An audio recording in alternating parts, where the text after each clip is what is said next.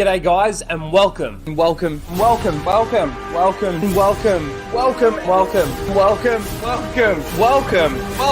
back to Casual Rage.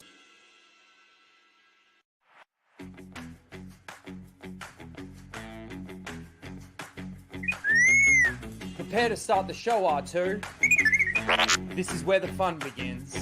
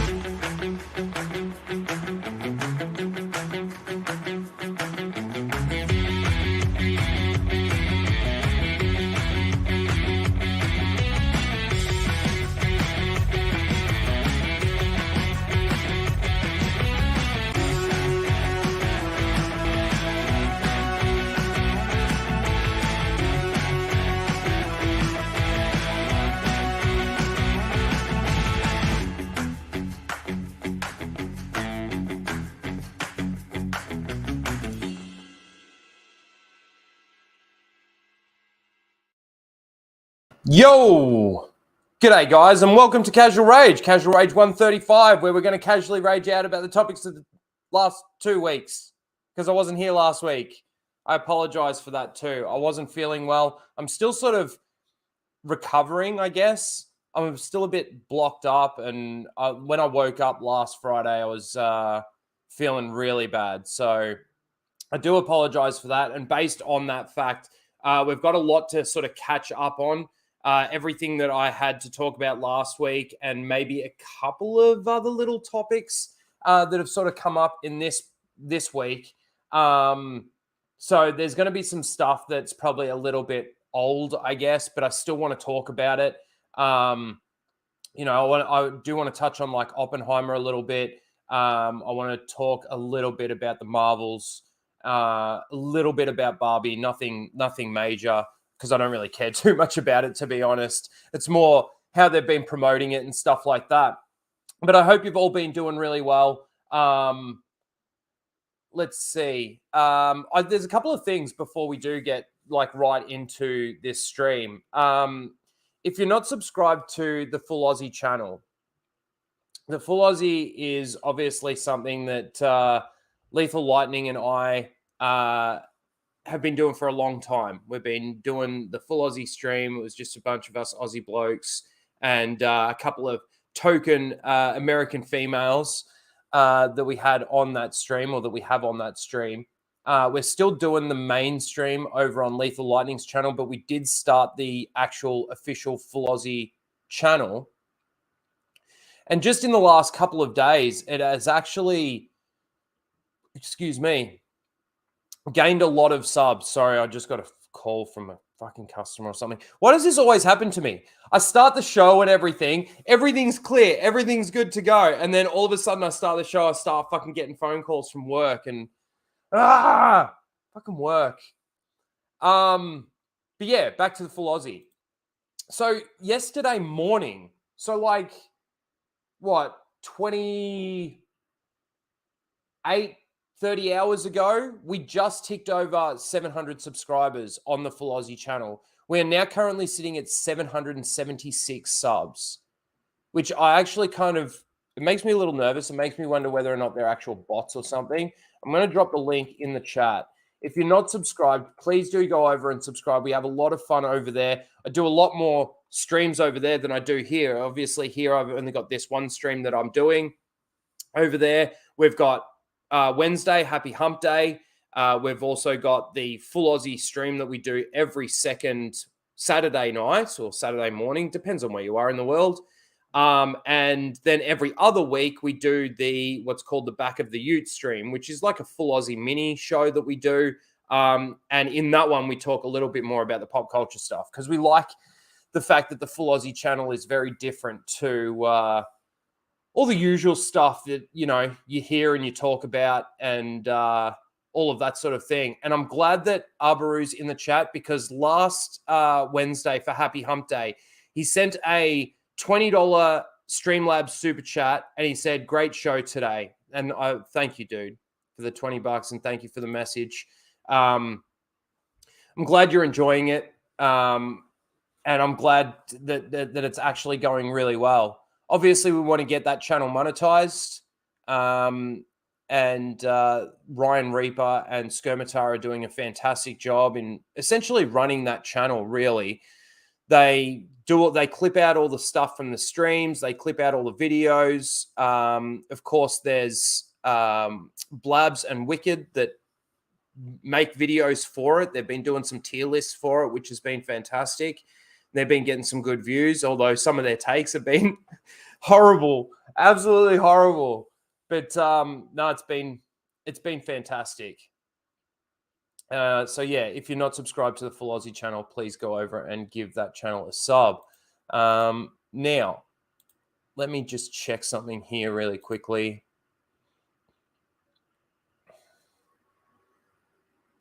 Yeah, we are good over there. All right. So again, last week, I apologize. I wasn't feeling well. I had to skip it and cancel it. And we're here now. We're going to talk about some of the stuff from last week. We are also, like I said, going to roll into some of the stuff that's sort of come out this week. Surprise, surprise to me, this is that there actually hasn't been a lot of talk around Ahsoka.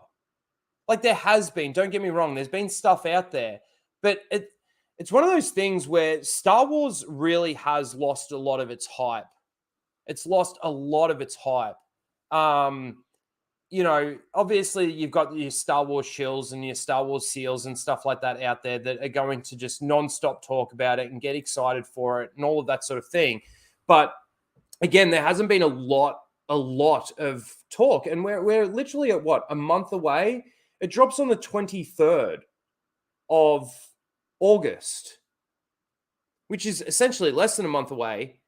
And they've dropped trailers and stuff like that. But yeah, there hasn't really been a lot to really go off when it comes to that. So I've found that quite interesting because normally especially something like Ahsoka, you would think that the advertising would be ramping up a lot coming into that.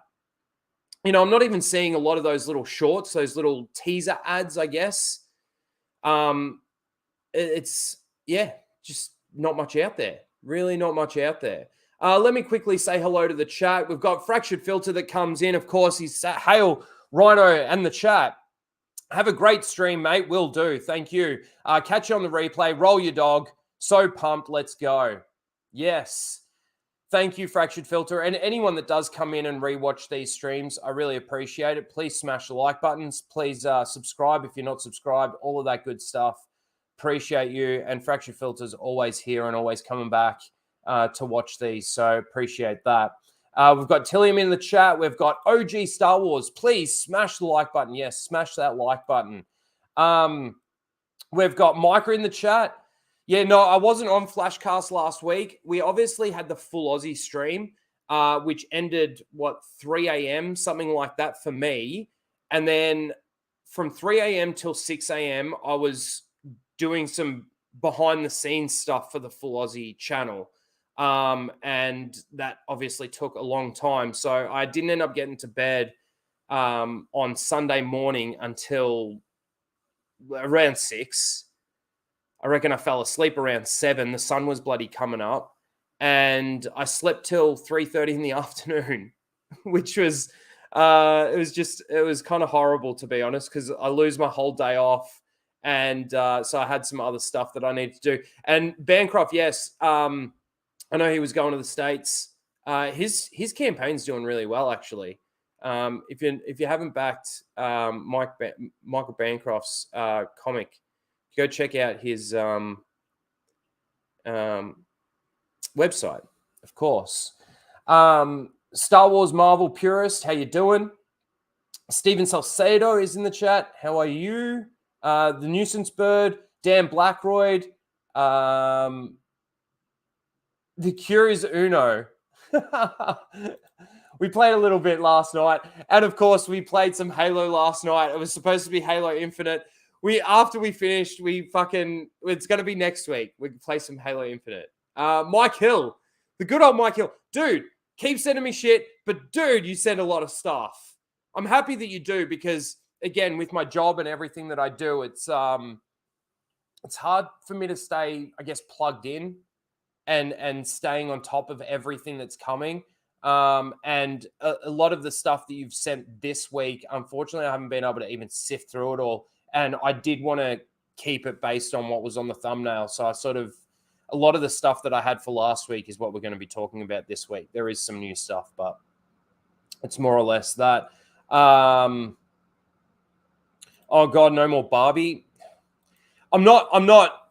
It's going to be very quick. It's going to be a very quick thing, and just giving my sort of thoughts on a couple of the things that I've seen. Obviously, like I said, it's going to be some of the things that I'm talking about are going to essentially seem like I'm really late on because it should have been last week. Arbaru, again, thank you for that $20. I appreciate that. And yes, it was a good stream on Wednesday. Superman 82, hail to you, brother. Let's see. Let me just scroll through a little bit here.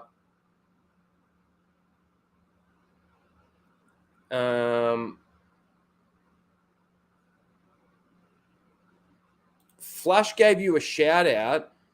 So I'd wage that's where the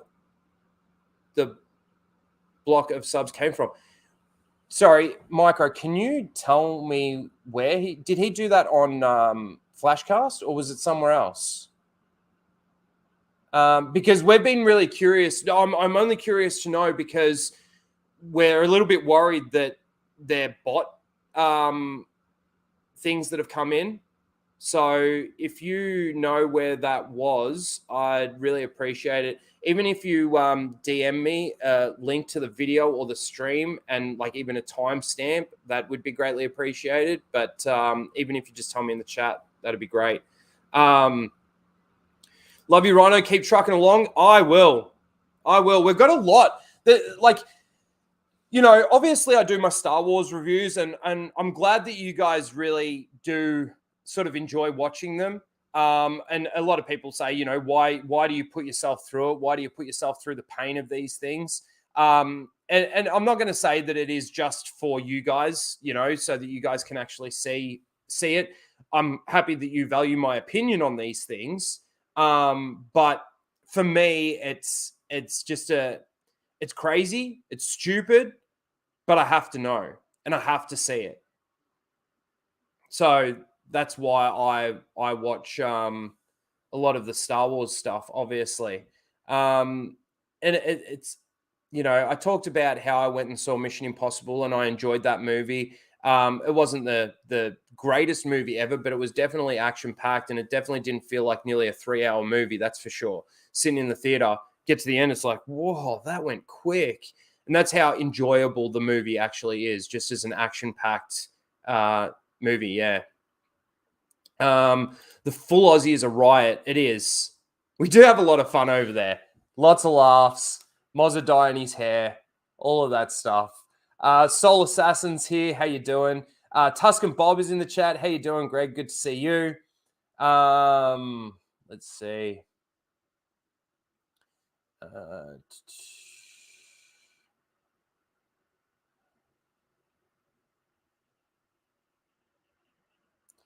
Metalcore says, Dead are so not excited for Ahsoka anymore.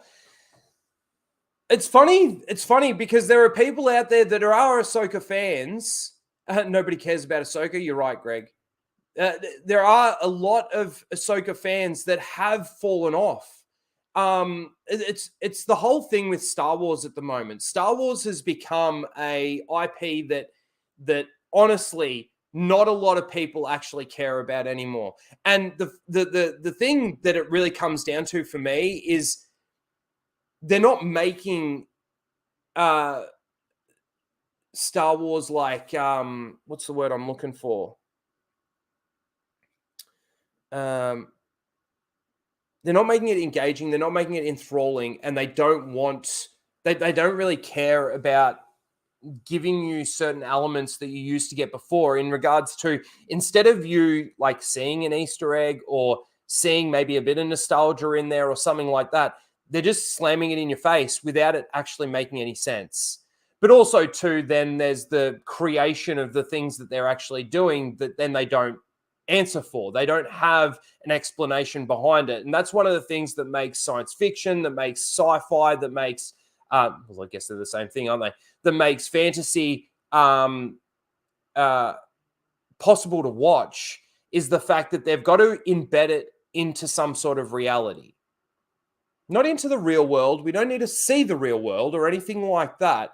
But what I mean is like an explanation for how these things work, dropping little hints of explanations through dialogue or something like that. So, I've talked about these things before, chain codes and tracking fobs and things like that. They just throw them in there to try and push their story along, but they've got no explanation for how these things work or what they actually do. Like, I'm still curious. I haven't talked a lot about this, but chain codes, like, I was actually thinking about it the other day. In Mando season 3, there's obviously that scene where in the Lizzo episode where they've got to scan their chain codes. Now, it pops up through their armor and everything, and even in, what was it? Mando season 2, when Boba Fett's trying to explain to Din Djarin that the armor is his, and see, here's my dad's chain code and here's my chain code. But again, my understanding was that chain codes came in before after Django died. So how is his chain code in there? Like, there's a lot that just doesn't add up to me, and it shouldn't add up to a lot of people. But again, the seals will clap.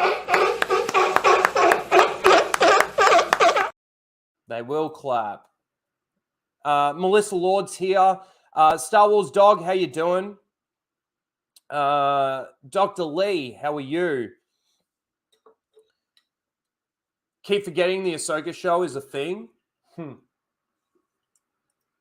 Again, because they're not really advertising it, are they? Gravy D, how you doing? Good to see you. Red Hoodwinked. Yeah, again, another one. Every time I think I've forgotten about Ahsoka, Rhino reminds me about it. Oh, that's funny.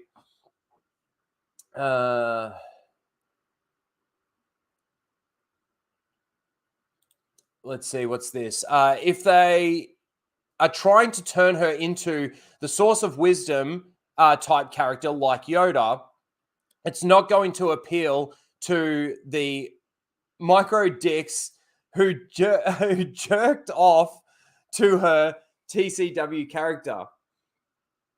You're right, because she wasn't that.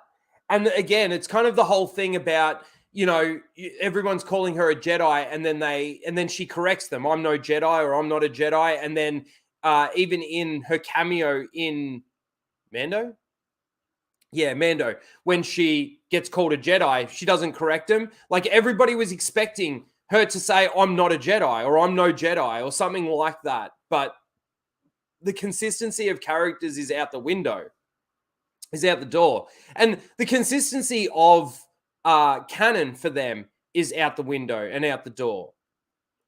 Because the best example that I can give for that isn't, like, obviously there's plethora of examples through everything that they've come out with. Obi-Wan Kenobi, Book of Boba Fett, Mando, Andor. There's a lot of inconsistencies within their own canon. But the one that gets me the most, well, not really the most, but just gets me a lot, is Tales of the Jedi with Ahsoka. Like, when they decanonized the EU and they wanted to make it a cohesive, singular timeline, and now they're obviously talking about a multiverse. Oh my God. Do it. Please, fucking God, do it. Like, wow, you're going to screw this thing so much more if you do that than it already is. But the inconsistent, like they said that the books, the comics, the shows, the movies, everything is going to be one cohesive timeline. And then they come out with the Ahsoka book, and then they retcon the Ahsoka book, and this is Dave Filoni's character. And this is why I can't understand people, again, like Star Wars Theory, that's read the book and then watched the show, and he loves it, and he thinks Dave Filoni is the right person to move forward with it all and all of that kind of thing.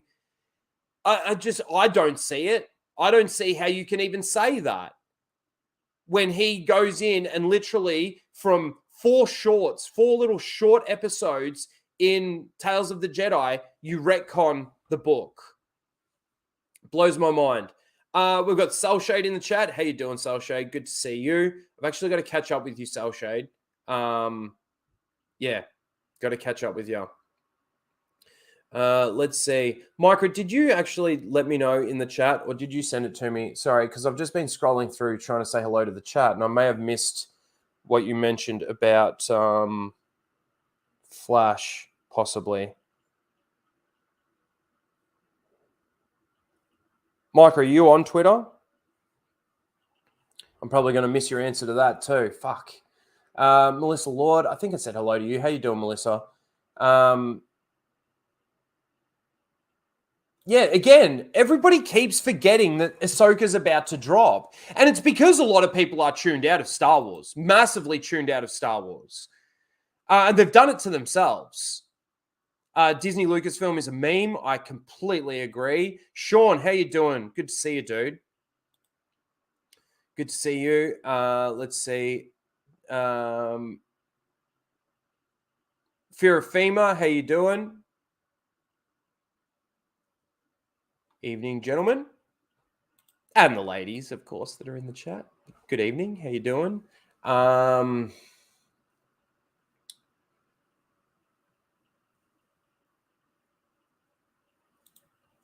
Ahsoka show from the trailer looks like glorified cosplay. This is, though, the other thing with Star Wars that I've noticed with all the shows. And obviously, they're filming in the volume and all of this kind of stuff. The whole thing feels like glorified cosplay. Like, it really does. They've gone so far into, like, fan fiction filming, even. Like, the costumes, the outfits, the like, some of it can look okay, you know? But a lot of it doesn't. A lot of it looks quite choppy and pretty bad. Pretty bad. But yeah, like, I completely agree. I am all the Jedi. Wonder if Ahsoka will say that. Let's see. Star Wars purist. Cloud is in the chat. How you doing, Cloud? Just lurking. All good. Thanks to all the lurkers here as well. Of course. And I think we're all caught up saying hello to everyone. All right. Let's get through some of these topics. Just some of the things from last week that I did want to touch on. There was, before we get into a lot of the Star Wars talk, there's obviously a bit of promotion going around for the Marvels. This is just like a little ad for the Entertainment Weekly interview, I guess, that they did. G'day, Benzo. Good to see you. So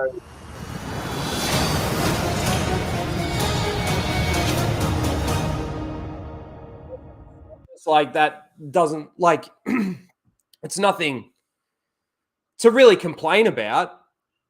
But I think the thing to complain about mostly with this 10 out of 10, I think the thing to complain about mostly with this is who is this? Who's going to watch this? Marvel has lost all its hype Marvel is like, and this is, I'm surprised that it didn't happen as quick as like it probably should have. Like when I think of Marvel now, like I'm not really excited for anything. I was happy to see Hugh Jackman in the Wolverine suit, but I'm not massively hyped for that either. And a lot of that has to do with the fact that it's no longer Fox; it's actually Disney that it's under. But God,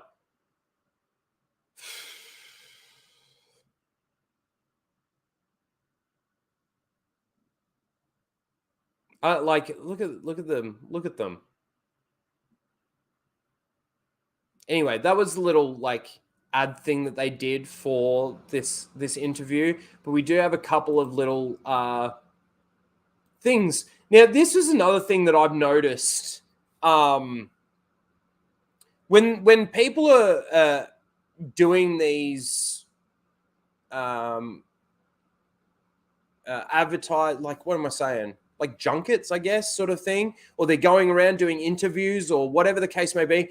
There's not a lot of talk about what the show is actually about or going to entail. The most talk that you hear or the most promotion that you hear about these things is how empowering it is, or how diverse it is, or how, it's squashing the patriarchy or something along those lines. It's not really much about what it actually is supposed to be about. And this is just another example of that. And again, this isn't, they can say what they want and do what they want, but to me, it seems pretty bland in regards to, all right, after watching this and seeing this, does any of this get you actually hyped to watch the Marvels? I had to fly. That's not a spoiler, right? Is that a spoiler? No, I'm not questioning for the spoiler. I'm just excited for you to tell the story. Well, I can only go so far, then y'all have to jump in. Okay. It's fast, okay? And what you don't realize is the harness keeps your legs wide. Like we said, you're trying to not look like you're in a freaking harness. Okay, so that's where I go. They take me up and we're in action, full on action, trying to keep the light and all this stuff. And I'm the only one on a wire because I gotta go do some important business, okay? I took off in the frame like this. Ah! Legs did. And they are supposed to We be did not complete the scene. No, once We that both fell to happened, the the whole ground. day was I like fell to messed the up. ground. I fell over. I couldn't believe it. It was one of the most incredible things I've ever seen in my life. But I didn't know. I thought I held it together. So I'm up at the top, swinging in the sky, like to myself, like that wasn't a good one, but no one noticed. I look down, Bree's on the floor in tears. Iman's holding her face. I was like, oh, damn, okay. I guess everybody did see that. We just had that on loop. Anytime we needed a good laugh, we could just be like, cue it. By the end of it, like just to finish the scene, I like was not making eye contact with Bree. Like I was looking like just here. None of us could look The funny thing is that hang on. at each other. I was trying to do serious superhero stuff, just not looking at each other. The funny thing is that they're trying to talk about like a funny moment on set, obviously. And it just I don't know. To me, it just comes across very like, I don't know, cringe. Yeah, they're so pleased with themselves. It's just, it's not really that funny, Bree, the way you were laughing about it and everything. It's again, I would love to know what the story of this Marvels is about, rather than them talking about shit like that. Let's see here.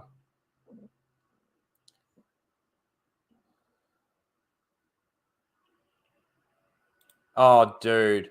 Lethal Lightning for 5 says, oh man, the levels I'd go to get that sweet, sweet foot job from Brie. God damn.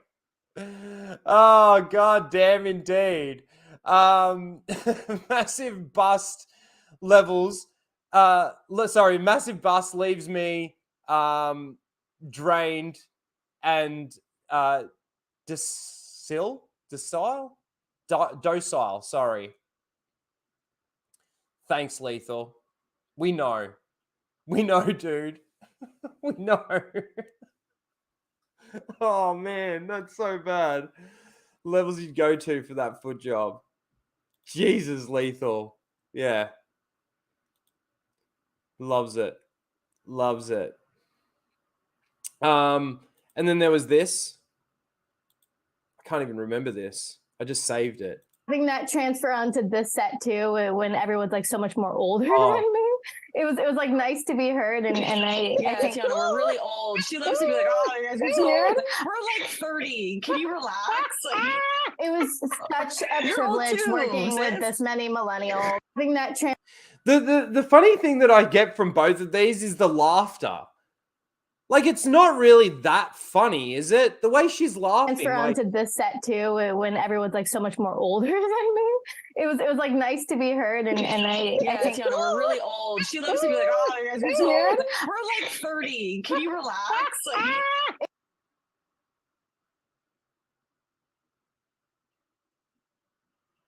It's a great way of promoting the show, I guess.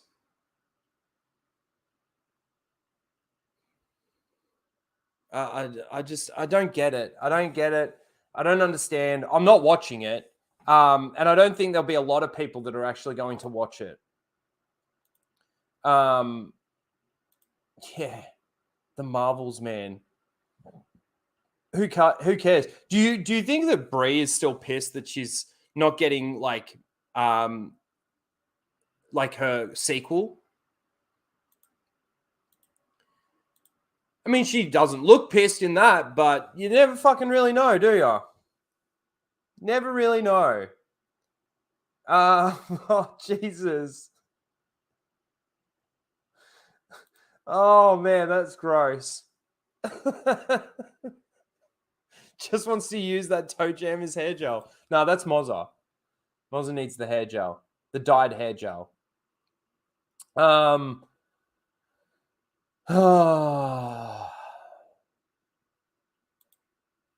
I got to read it. For $2 with the feet emojis, he said, "I'd sleep for days after the load I'd unleash." Gross. Gross. Gross, gross, gross. Anyway, back to Marvel. This is probably better.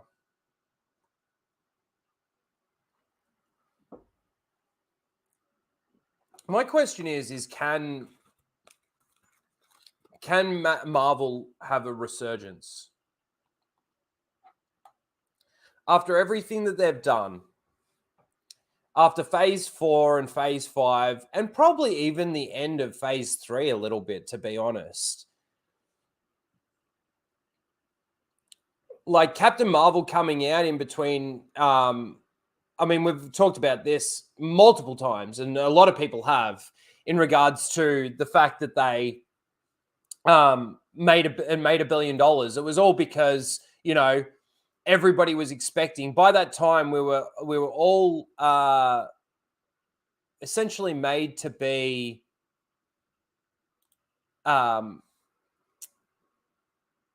like the expectation was to go and see the next movie. It's going to roll into the next one and roll into the next one, and there's going to be something that you're going to be able to get out of it. Now, I don't think we really got anything out of it. You know, we literally could have ended like with the cutscene or the end credit scene at the end of Infinity War when Nick Fury drops the pager to Captain Marvel with the Captain Marvel thing. You can literally roll that straight into Endgame. And, you know, I think Endgame a little bit had a lot of that hype and that momentum behind it that made people like it more than they probably do now looking back. Because I know that I enjoyed it more when I first saw it than when I was actually able to sit down and have discussions about it and talk about it. And you sort of start noticing a few more of the issues, a few more of the problems. You know, the time travel aspects and things like that. So, you know, and the coincidences, you know, the thing with the rat, It's like 1 in 14 million or whatever it is that Doctor Strange sees, that they only win one out of whatever number it was. And that one happens to be the one where the rat walks over the quantum realm machine for Ant-Man to come back, you know, and be the solution and have the solution for it. So I agree with that. I agree with that. Infinity War was the last great Marvel movie. And don't get me wrong, there was some before Infinity War that weren't as good as others, that weren't as important as others. You didn't need to watch them. It was a nice ride that we went on with that, I guess, the first three phases of the MCU. But again, I don't think that I don't know if they can recover and they can bring it back to its, let's say, former glory, especially with the way that they're doing things now. Hollywood's so fucked. Entertainment is so fucked. You know, I think on this stream we've talked about, you know, 90s movies and stuff like that. And there's not too many movies. There's some average movies out there that came out in the 90s, right? But they weren't average because of pushing a message or the maybe there were some that had a bit of bad acting or poor acting in them. But you were never called a fucking racist for saying that that was a bad performance. Like you do when you talk about, let's say, somebody like fucking Reva from the Obi-Wan Kenobi show. Everybody talks about how she is a bad character and how like her motivations make no sense and how her acting is bad and shit and all of that kind of thing. And instead of people actually hearing what you're saying, it's just the go-to, you're a racist. It's racist to call it out. Okay. That's what you want. I used to not smoke that much on stream. I've thought, fuck it. I can't be fucked now. I need to smoke. It calms my nerves. Let me just check over here really quickly. We are still good. All right, perfect.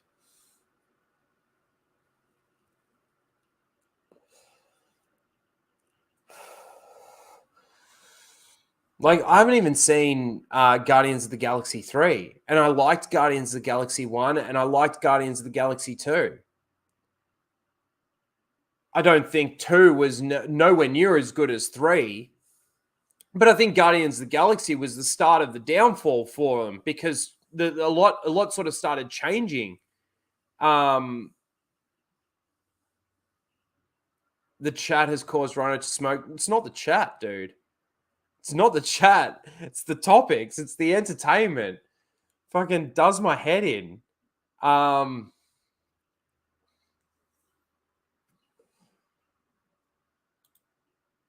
Agents of S.H.I.E.L.D. was meh. I did, like, season 1 of Marvel's Agents of S.H.I.E.L.D., I didn't mind. But then it started getting really weird. And I sort of stopped. Hang on a second.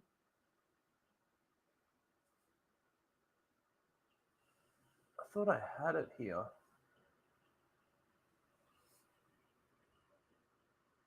Is it there? I've got it somewhere. I've got season 1 somewhere. And then I started watching some of season 2 when they were airing it on TV. And I was like, this is not like... I think the beginning of season 2 was sort of okay, but then sort of fell off a cliff, really.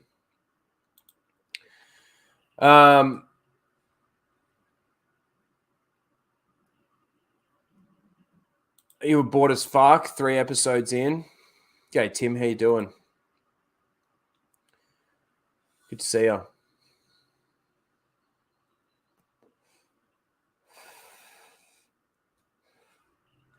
Yes, Christopher. You would. Dude, we have some disagreements and that's cool. I'm happy that we can have disagreements and you still come in and you can still listen to what I have to say. And yeah, you do make me rage though sometimes. Maybe not hit my brain. But yeah, anyway. All right, let me just touch on this really quick, guys. I don't want to go too much into it. Obviously, Barbie got released, and like alongside Oppenheimer, I am interested in seeing Oppenheimer. I haven't seen it yet.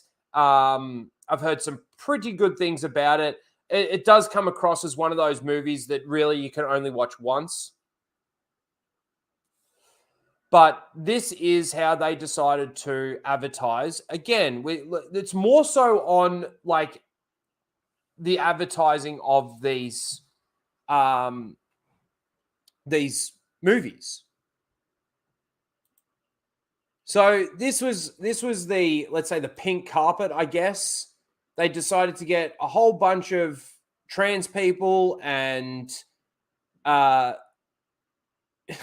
let's just watch. I'm going to get rid of the music because that's annoying.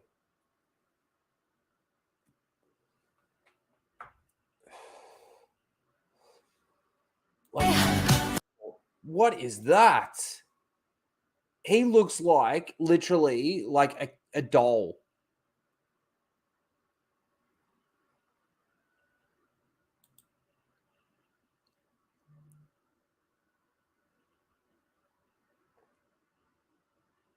What is that? What is going on? Why is this okay? Why is this even invited to the fucking premiere?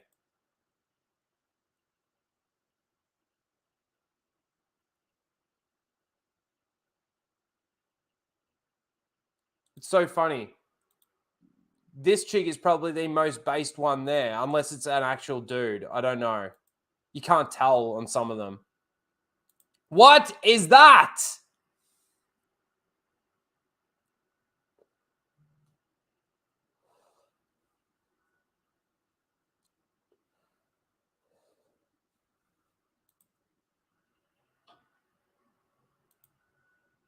Why? Why? Why? Why do these men insist in doing this to themselves? Even if they are gay. And then you got all the trannies. Yeah, I know you can't say it. Fuck you, YouTube.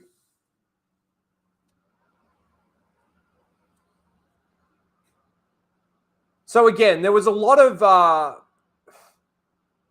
I know that there's been a lot of debate out there amongst a lot of the female streamers that I watch, or YouTubers that I watch. I know that Wicked Virtue watched it, didn't mind it. I know that Anna watched it and she hated it and thought that all the rumors and everything were true. Again, I haven't looked that much into it because I really don't care. But I just don't understand. Like, wasn't Barbie supposed to be like for the little girls out there? Isn't that what this movie's made for? Or is it made for the adult women? Has anyone in chat actually watched this movie?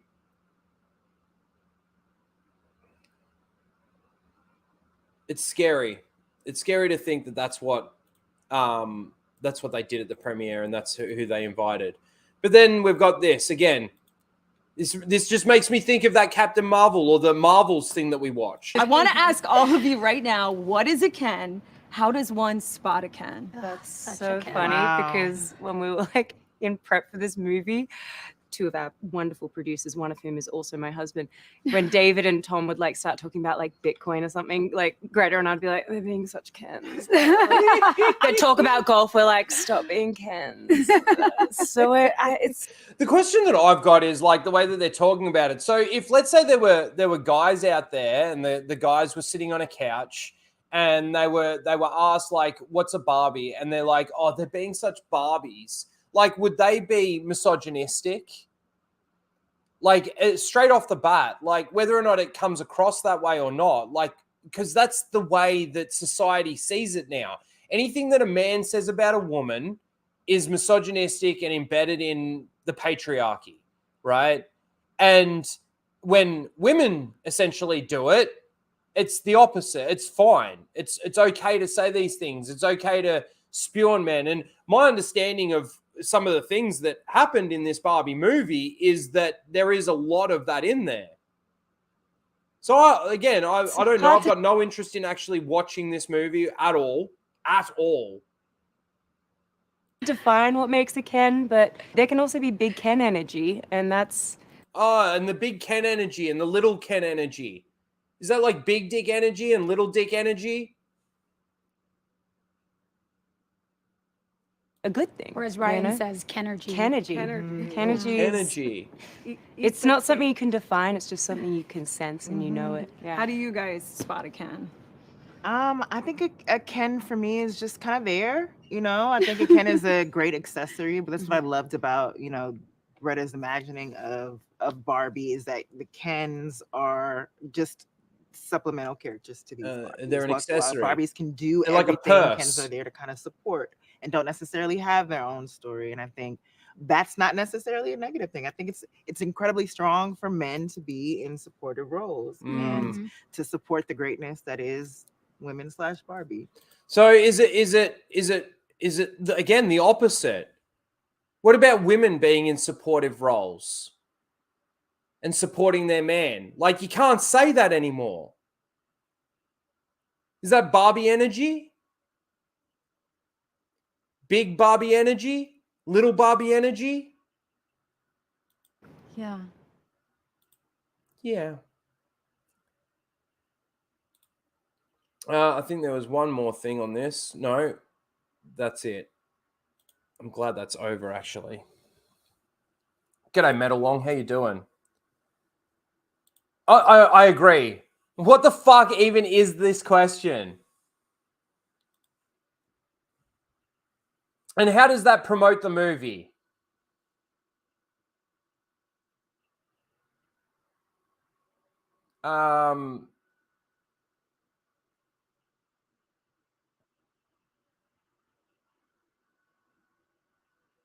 Well, dude, Barbie made fucking a lot of money. Made a lot of money. The thing that I look at with the box office and obviously people going to the movies, there's still a lot of people out there that are just normies that just they're not as, let's say, plugged in or wired into all the shit that's going on. Like, there are still people out there that don't even know that, you know, Disney came out and said, we've got this not so secret gay agenda.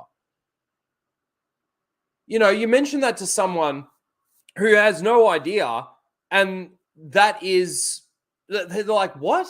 What are you talking about? And then when you show them, it's like they don't care anyway.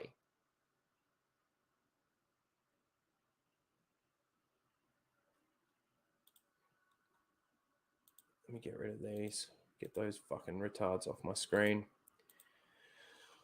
All right.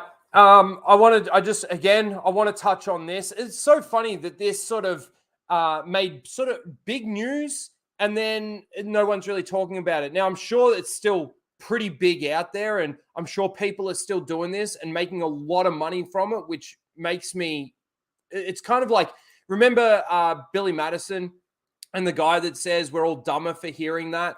I feel dumber just seeing this stuff. So this is that NPC bullshit streaming where people send emojis and you've got to act it out and all of this. And it's just, it makes me cringe about what is actually happening to our society and what's actually happening in the world right now. That this is entertaining enough for people to actually send it money. For some people. Obviously, not all, not everyone. Like I said, I fucking cringe at this stuff. Donut, yum!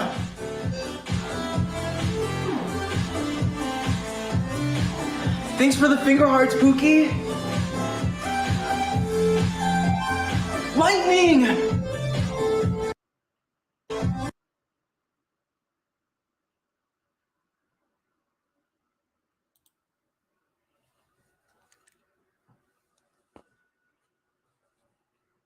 I'm not going to say anything.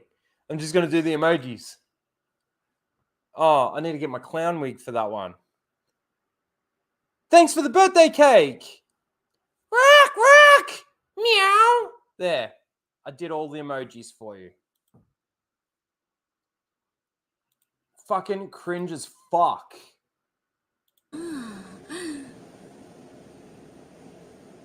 No spicy. For me, for me, for me, for me, for me. Taco, for me, for me. Hot dog.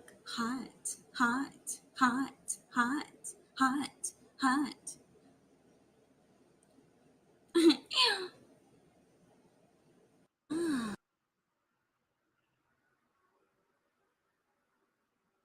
I just don't even know what to say anymore. This is idiocracy at its fucking finest. Now, there's a couple of things that annoy me about this stuff. And it's not just the fact that it's brain dead stupidity. It's also the fact that, like, there are people putting in effort into content, into entertaining, and you can literally get on screen and do stupid shit like that, and you're going to get a massive amount of subs, a massive amount of views, and make a massive amount of money. You know, for me doing this stuff, look, during lockdown and everything, I thought, yeah, this could be another avenue to make some money. Awesome. If I do, it's a bit of a bonus. I'm enjoying just doing this, like all the online stuff that I do, out of my own pure enjoyment. Like, I'm glad that you guys are watching. We got 40 people here watching right now. And thank you all for being here. Please do smash that like button.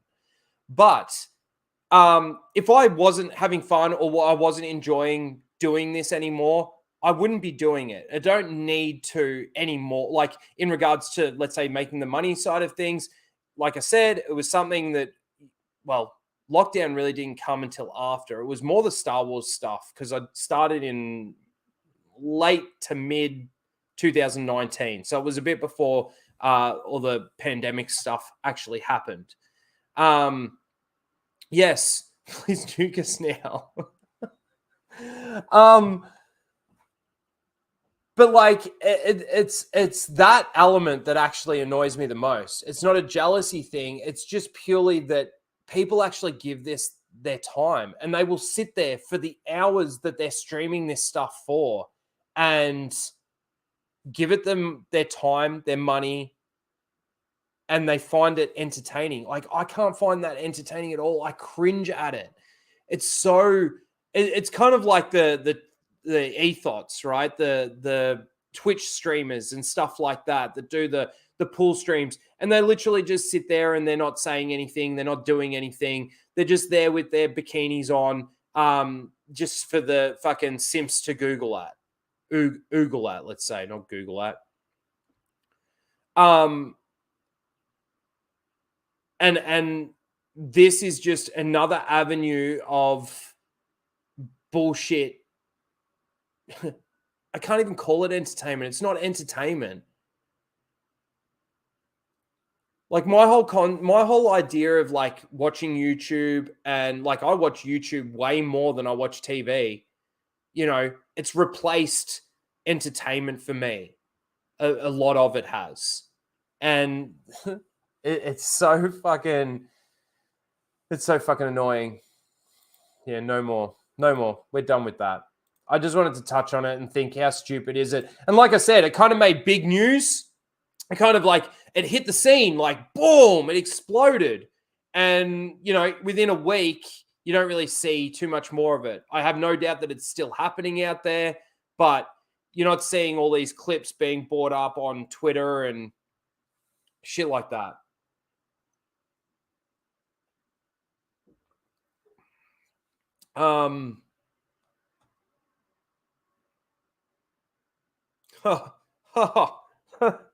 People want NPC Rhino reviewing posters.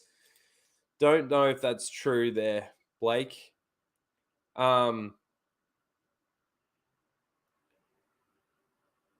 Yeah. All right. Let's get into some Star Wars stuff. So I saw this, and we're just going to watch this, and we're just going to talk a little bit about this. And then I've got a question to ask everyone. So if you want another example as to why Disney has been incapable of making Star Wars that matches the franchise before purchase, look at this video. Now, imagine Kathleen Kennedy and Boyega are the same type of incompetent people he describes. I think we may have watched this before. Anyway, we're going to watch it again.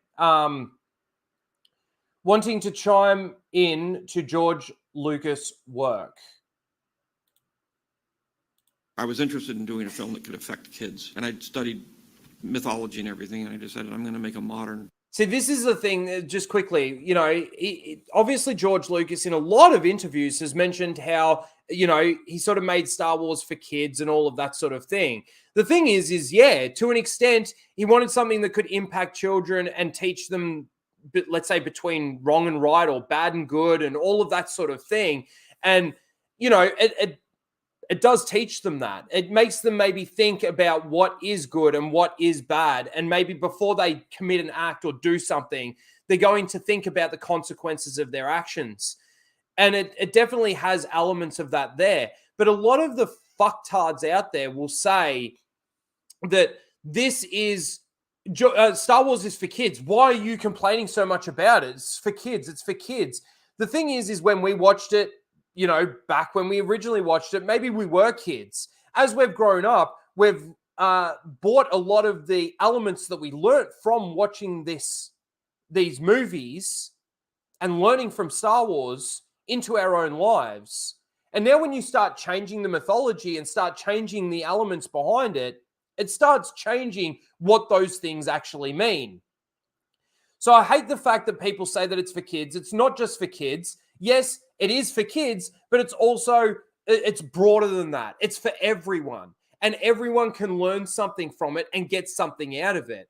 Now, I'm not sort of sitting here and saying that Star Wars is like a documentary that you've got to, you know, you've got to take these things from it. It can just be blind entertainment.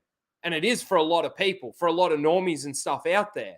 But there is deeper elements to Star Wars that have been there for a long time when George was in control of it. And again, Disney Lucasfilm doesn't seem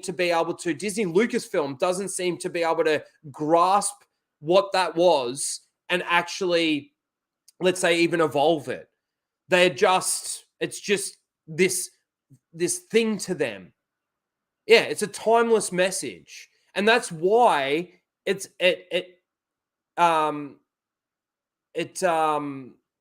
what's the word I'm looking for? Fuck, why can't I fucking find these words I want? It appeals to not just children, but to a lot of adults as well. I was interested in doing a film that could affect kids, and I'd studied mythology and everything, and I decided I'm going to make a modern myth, and which teaches, again, the basics of what you have in a society, because mythology is there to glue a society together. Gives you common ideas about who you are, about what your society is, what you believe in, what your God is, what your values are, and it's based on the psychological motifs behind myths. I disliked the business of Hollywood intensely. When I had that choice of Star Wars being a success, I said, I'm going to try to make a go for it. And so I invested in the next movie and borrowed money from a bank and everything. I had everything at stake. I did it primarily because I didn't want the studios to tell me what to do. Oh, and the funny thing is he's sold it to a studio that's now changing his whole thing. Again, I wonder how he feels about this now. I didn't want them coming and commenting on my work and putting their little ideas in there. And because I needed to make sure I controlled the vision and not have it be diluted by a lot of other people, I ended up with a company, and the company was successful, and movies were successful. A lot of everything he says there at the end has ended up happening to his IP. And it's such a shame. It is such a shame. So disappointing. So disappointing. But this is the next one that I saw, and this is from Just Star Wars. If you could ask George Lucas one question today, what would it be? It depends if I know if he's going to answer the question honestly, or whether or not he's going to give me some fluff answer. You know, when he was doing that thing with the school kids, and he said, you know, the first 6 movies are definitely mine, my myth, my mythology. And then, you know, they've gone off on a different direction. That was a pretty good answer to help essentially from my side of the story in regards to Star Wars. But like, if I had one question to ask George Lucas, and I knew that he basically was going to answer it honestly, no holes barred. It'd have to be, how do you feel about your sale to Disney? How do you feel about what they've done to your mythology that you created?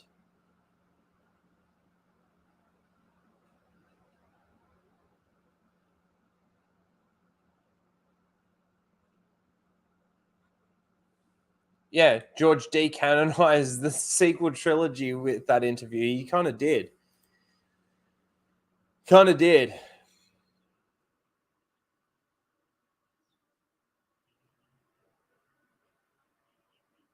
We already the answer to that. We already know the answer to that. Well, we kind of do, but we haven't heard it from his mouth. And I would love to just have that answer out there, so that when we get the fucktards out there that say, you know, oh, the EU was never canon or anything like that, like, we've got something for him. We got something for them, sorry. What the hell made you think KK would be loyal? It's a good question. Or even just asking him, do you think Kathleen Kennedy has been loyal to you and your mythology and to Star Wars? But that's true too. Kathleen Kennedy isn't solely responsible. Like, that's the thing. There's so many questions, like, and there's so many follow-up questions to it that I would love to be able to ask him. Like, how do you feel about Dave Filoni and what he's decided to do with Ahsoka and what he's decided to do with Star Wars moving forward? Everybody talks about how, and this would be something that I'd say to George, everybody talks about how, you know, Dave Filoni is your apprentice. Dave Filoni was the one that should know better and should know more and should know all because he worked under you. And you know, what do you feel about, how do you feel about what he's done? I'd also ask him, like, have you actually watched any of the stuff?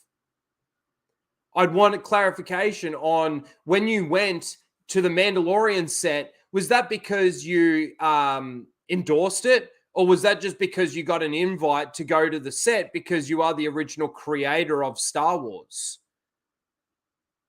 And if John and Dave weren't involved with it, would you have actually gone knowing that it was basically Kathleen Kennedy?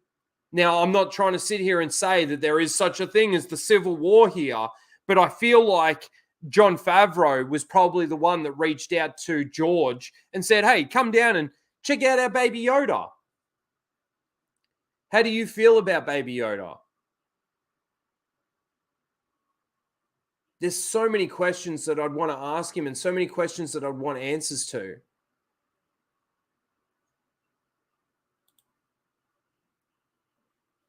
Even with that interview when he talks about, when he uses the analogy of a breakup, do you guys think that he has watched any of the stuff?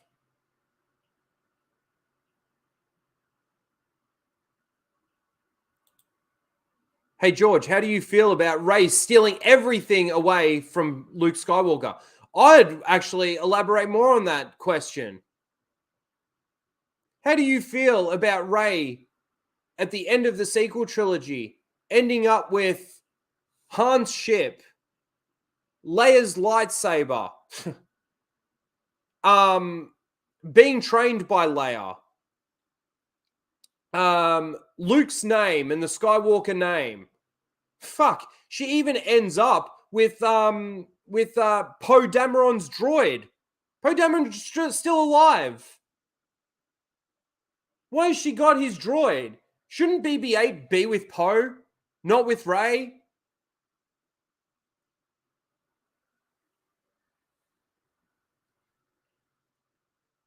How do you feel about the end of Order 66 now? How do you feel about all the Jedi that they've made survive Order 66?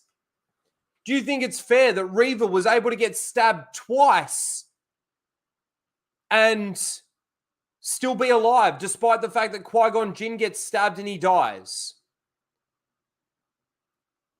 How do you feel about Obi-Wan Kenobi leaving Tatooine to go on a little adventure with little Leia?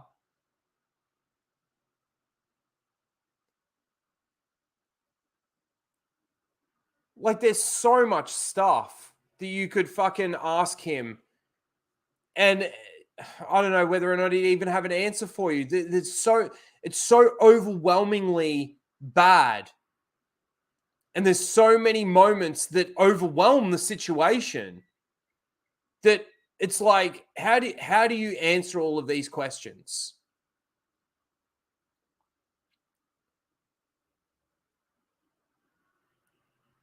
There are so many questions that I'd want to ask George.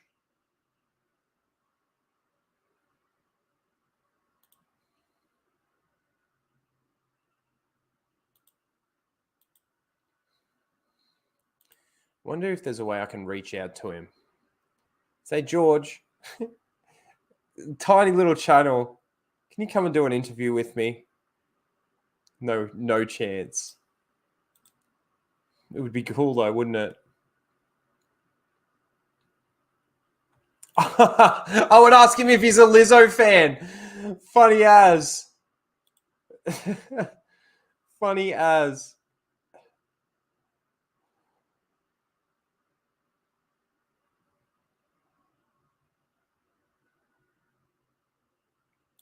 I'd ask why he allowed Dave to get away with so many continuity errors with TCW before the purchase. It's a good question too. That's a very good question. G'day, Nikki. My favorite Aussie shill. How you doing?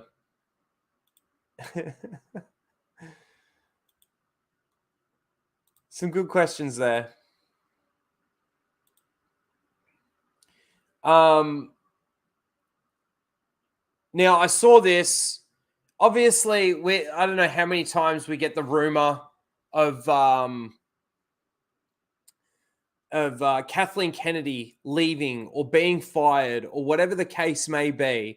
And I've always, when we talk about this, I seem to always have to reiterate the fact that even if Kathleen Kennedy was to either leave, get fired, or step down, whatever the case may be from Lucasfilm, from my point of view and my perspective, it wouldn't change a damn thing. It wouldn't change a damn thing. You could put Dave Filoni as the president of Lucasfilm, and I don't know if it'd actually get worse, but it certainly wouldn't get better.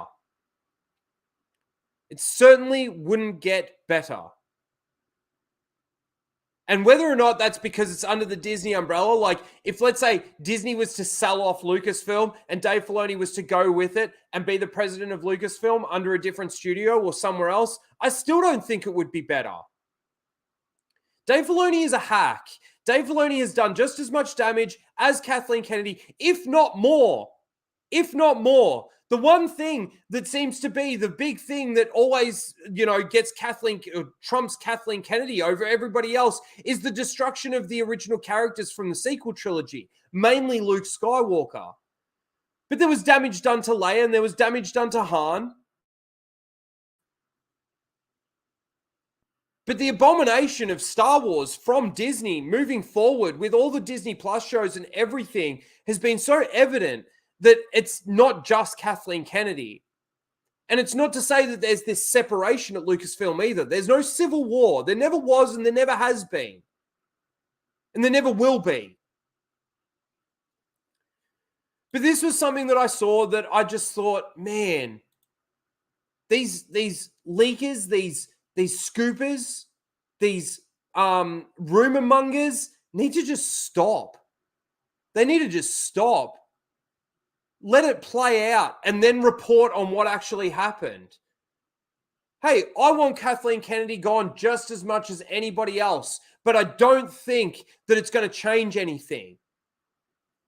Who's going to be her successor?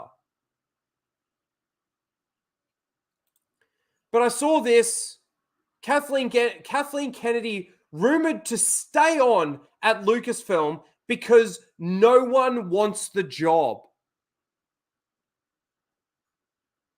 The point that I want to make showing this is that if this is true, how can anyone say that Kathleen Kennedy has done a good job?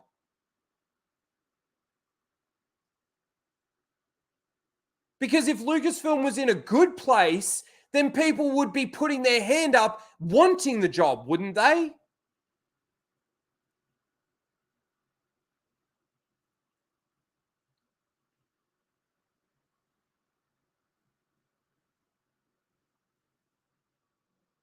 That's exactly right, Melissa. Fire sale at Lucasfilm. All employees must go. I agree. They need fans in there. And that's the one thing they won't employ is fans. They decide to get Leslie Headland, all the Star Wars, instead of actually getting a fan to come in there. They get Tony Gilroy, the one man that says, I never liked Star Wars. I was never a fan of Star Wars. And they get him to make Star Wars. Why? Why would you do that?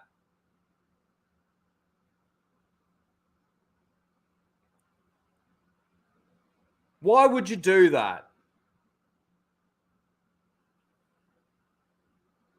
But I thought this was hilarious because for the 7th time, we get this whole rumor that Kathleen Kennedy is gone, that Kathleen Kennedy is fired. And then all of a sudden, out of nowhere, there's another rumor that says that no one wants the job. No one wants the job. I'll take it. I put my hand up. I want to be the president of Lucasfilm. I'll take it. And I will do exactly what Melissa said. Fire sale time. You have no idea how many YouTubers I'd actually employ at Lucasfilm. And you know what? The story group would consist of probably 2 people. That's it. Let's make a cohesive, consistent story. Decanonize everything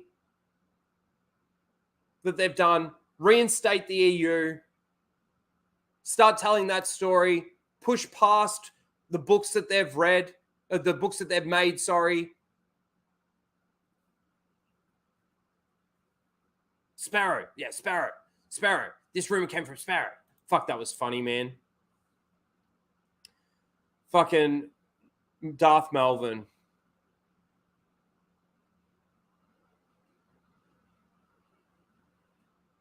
Put me in there. I'm bringing back hot men. Man, there would be so many people that I've come across. And the funny thing is even still, despite me wanting to probably bring a heap of people in that I've met or that I've seen through YouTube and through the videos and all of this kind of thing, I would still vet them. I would still vet them.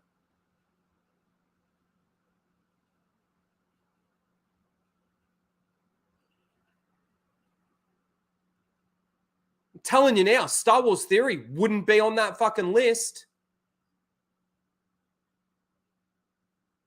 Wouldn't be.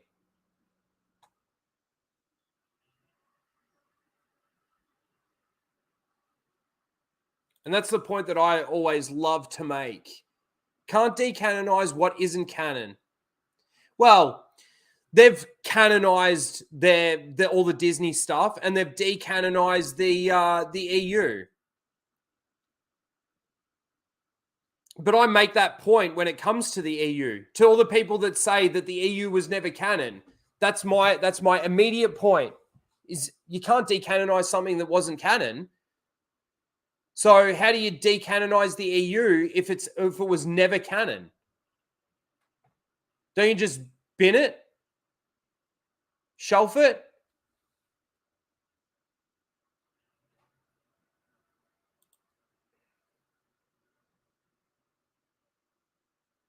You'd be in charge of Phantom Menace law. Phantom Menace law. Oh.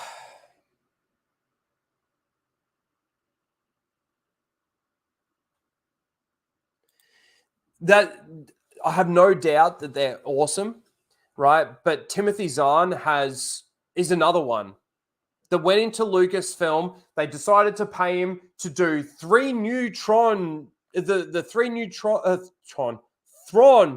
trilogy novels.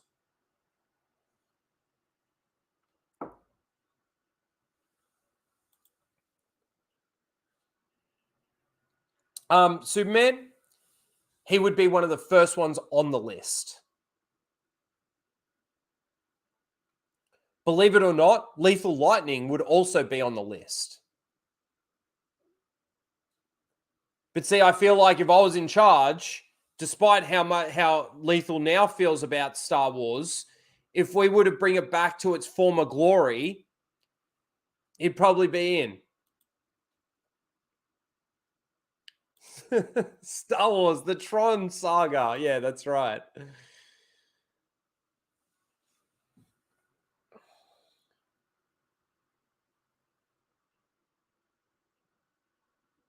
Yeah, there'd be something. I'd put something together. Put a short questionnaire for new employees. Have 10 real hard law questions on it. Answer it all and get the job because you're a fan. There probably would be something like that, but there would also be something probably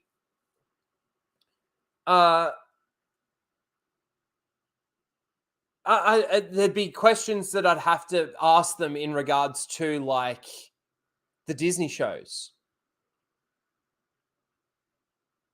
right? And if like I was, let's say, talking to somebody and I was asking them about, let's say, The Mandalorian, right? And I said, oh, what do you think about this thing in The Mandalorian? Whatever it was. And they would go, if they were to say even something close to, oh, there were some decent elements to that, man, see ya, there's the door. Get out. Get out.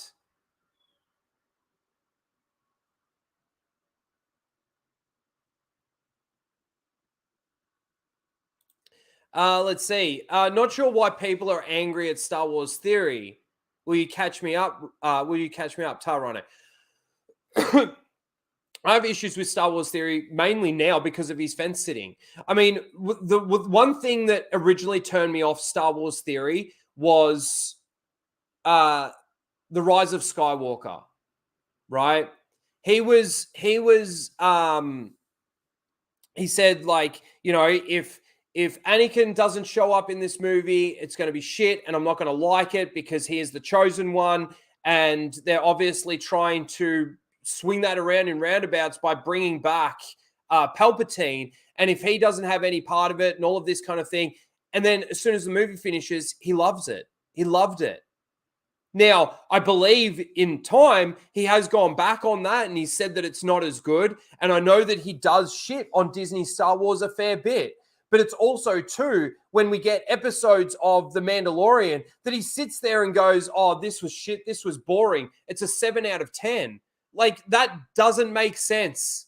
That doesn't make sense. There were so many episodes of that Mando season 3, right, where he was sitting there at his watch parties, right, and saying that, you know, oh, this is a boring, shitty episode. What's going on? He's saying this as he's watching it. He gets to the end of it, and you got people sending super chats going, oh, this was a really good episode. And he's like, yeah, I agree. And then he's got people sending him super chats saying this was a really fucking shitty, boring episode. And he's sitting there saying, I agree. That's my issue with Star Wars Theory. Like fence sitting for his audience. There was something that Greg said, Tuscan Bob, and he's oh, what was it, Greg? Something along the lines of his I can't remember now.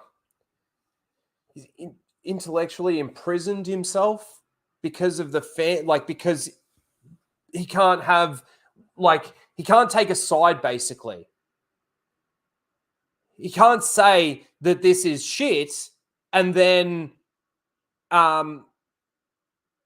he can't basically just come out and say that this is shit and give it a bad rating, because then all the people that watch him that like Disney Star Wars are going to shit on him, right?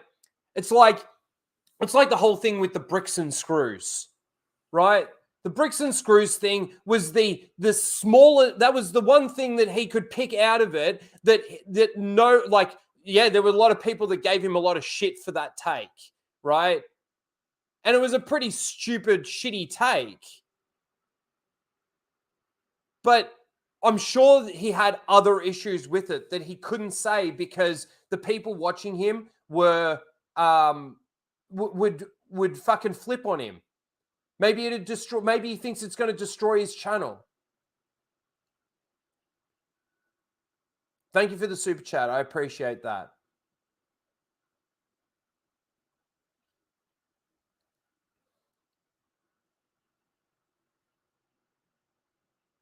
The funny thing is that when I watch anything of Star Wars Theory, it seems that I only ever catch him in those moments where he does that. Now, I don't sit there and I don't watch his entire watch parties for all these shows that have come out. I literally wait for him to finish and then go to the end of when he's, the episode's ended, and then sort of listen to a little bit of his stream and listen to what he has to say. And this is where I'm not making it up. He has literally said that this was a shitty, boring episode that really didn't add anything to the story, and then he gives it a 7 out of 10. That doesn't add up to me. I'm sorry. But if it's a shitty, boring episode, it's got to be at least average or below, which is a 5.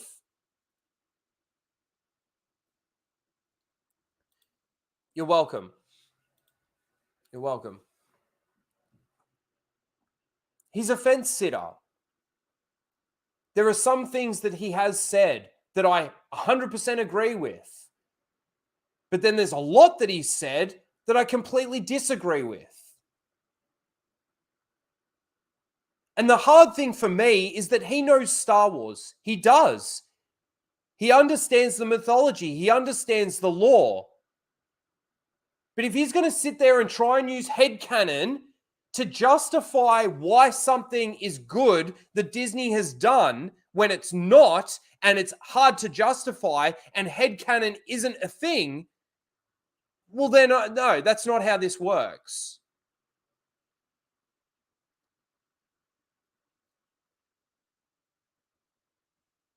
He also has a feud going with Doomcock. I'm on the fence in regards to whether or not that was even a feud, or whether or not that was even sort of I don't know. I watched his video and I laughed. Fucking pissed myself laughing, in fact.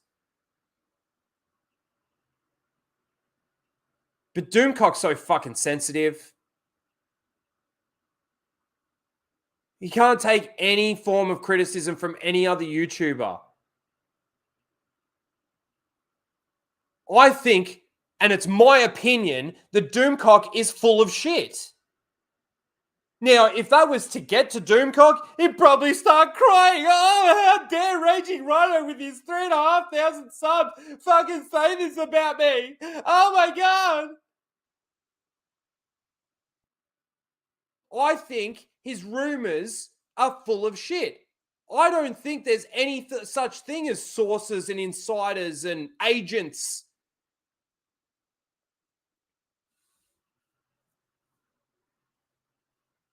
You know, if Star Wars Theory can come out and literally make up a rumor himself, right? Anyone can do it. I've actually got more fucking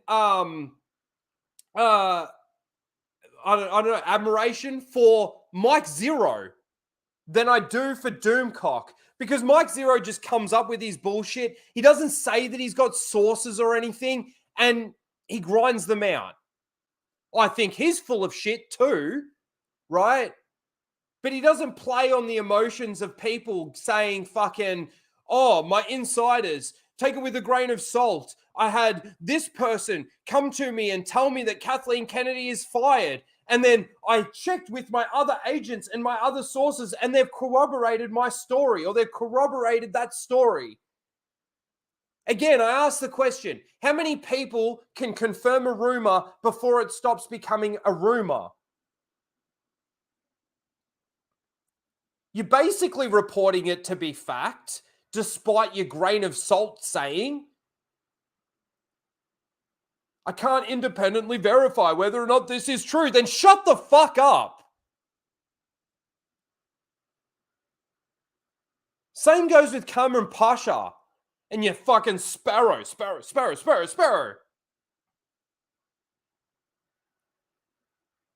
And to all those people out there that think that Doomcock was right about the sequel trilogy, about Rise of Skywalker, bullshit. He wasn't. He reported something that came, I believe, from 4chan, or it was on Reddit or something. He was just reporting that. And then the way that he made himself be right, and more important, was the fact that he checked it with his sources, and his sources said that, yes, this is all true. Hashtag Doomcock was right. Without respect, we accept. And the only reason why he came up with the whole Civil War thing was because he needed to justify why something was good that was coming out of Star Wars. He needed to justify why he liked The Mandalorian, despite the fact that The Mandalorian has its problems. Tracking fobs is one thing. I talk about that fucking over and over again. But let's talk about Grogu force healing. Oh, it's okay because he's cute. Bullshit.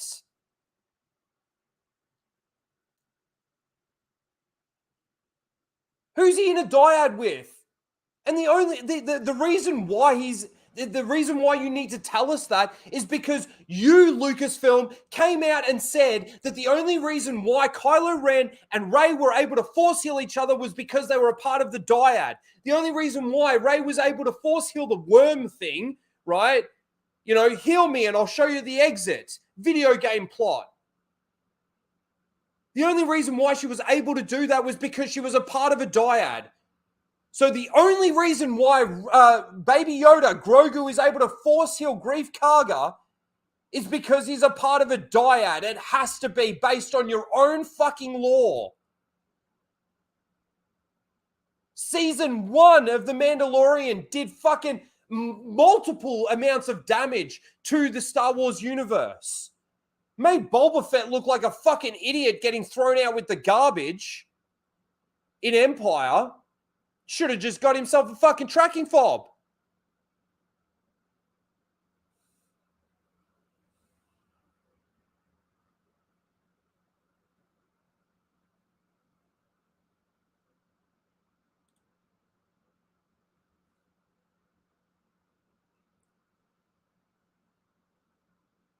The Luke Skywalker moment. It saved Christmas.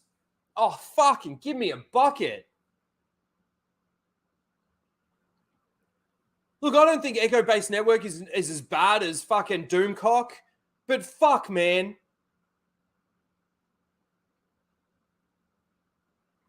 It saved Christmas, did it? The Luke Skywalker moment saved Christmas. Saved Star Wars for Christmas. Jesus Christ.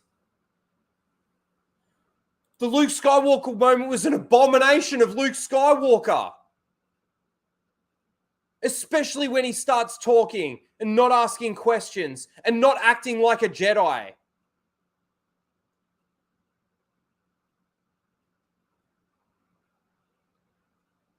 He literally shows up, kills all the droids, saves the day, has a couple of stupid monotone lines of dialogue with fucking Mando, takes Grogu and leaves. No concern about what this fucking Imperial ship is doing here. No concern that there's even a Moff Gideon right in front of him. Still a Moff out there in circulation. Nothing. Nothing. That saved fucking Star Wars, did it?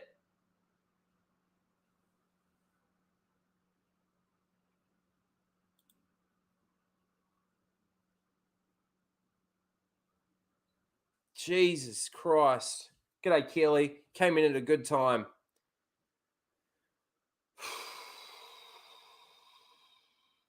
Mando is pretty stupid, really. Fucking oath it is. Fucking oath it is.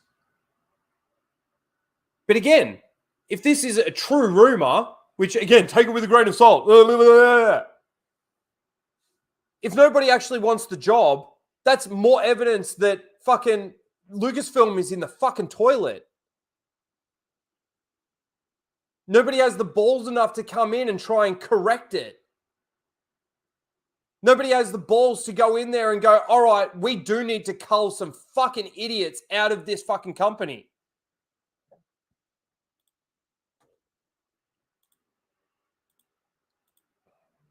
Get rid of these tabs.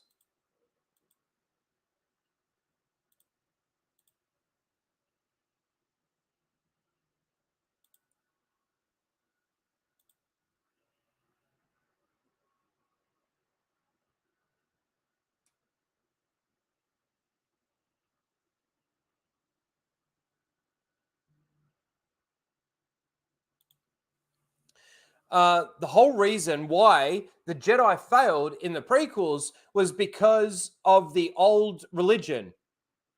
Luke Skywalker was supposed to change that, give Jedi more of a choice, 100%. And the funny thing is that is stated in the Revenge of the Sith novel when Yoda is talking with Qui-Gon. And he said how things had changed and he refused to let it change. And he sort of took the blame for it. And Qui-Gon sort of settles him down a little bit. 100%. And that's exactly right, that Luke was supposed to recognize that, realize that. And he was going to change it. And in the EU, he did change it.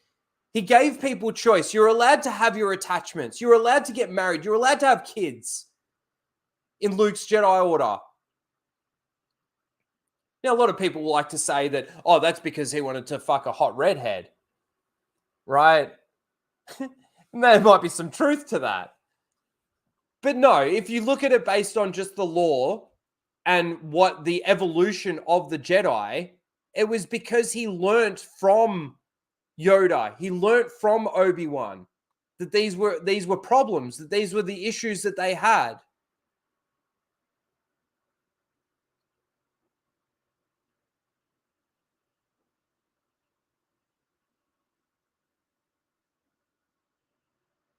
Oh, Mara Jade is hot. Yeah, she is. Got to bounce? No worries. Good to see you, Star Wars Marvel purist. Thanks for stopping by. Thanks for being here, dude.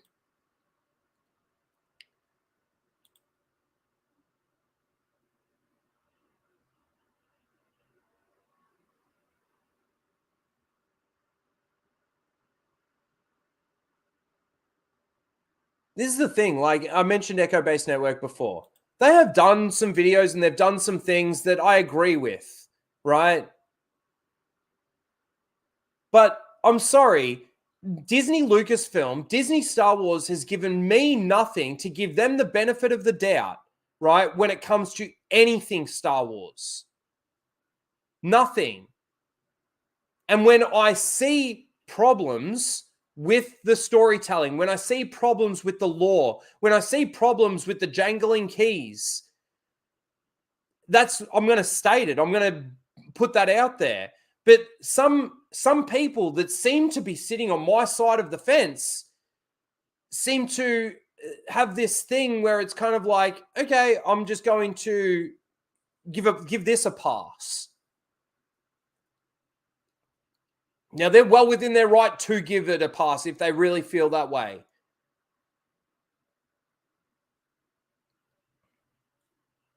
And I'm just using Echo Base Network as an example here. They're not the only ones that are out there that do this, that are like that.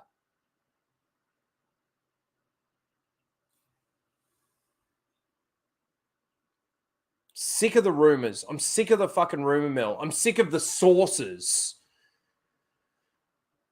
But I'm also sick of seeing these Star Wars fans out there that sit there and say the sequels are a load of shit, and then the Mandalorian, that's good. That's good Star Wars. That's peak Star Wars for Disney. Andor, that's peak Star Wars. That's adult Star Wars. You know, when it comes to Andor, George didn't say it was for kids because it's for adults. You just want to see lightsabers and Force users. That's all you really, really, really want to see, isn't it?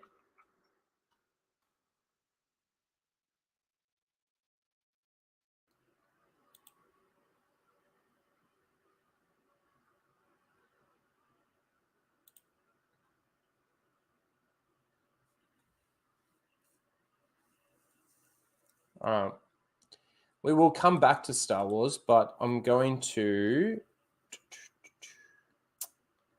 probably going to get copyright claimed on this, but I don't care.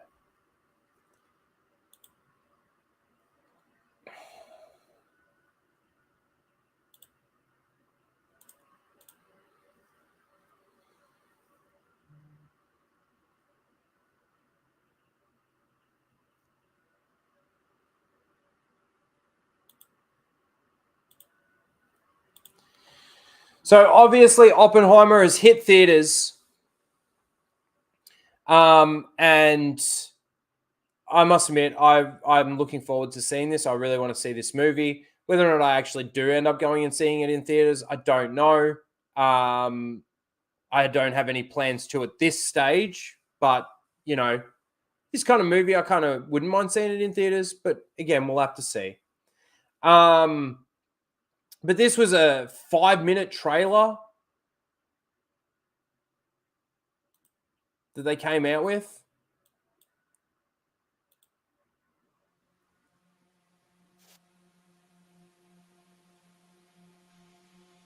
Let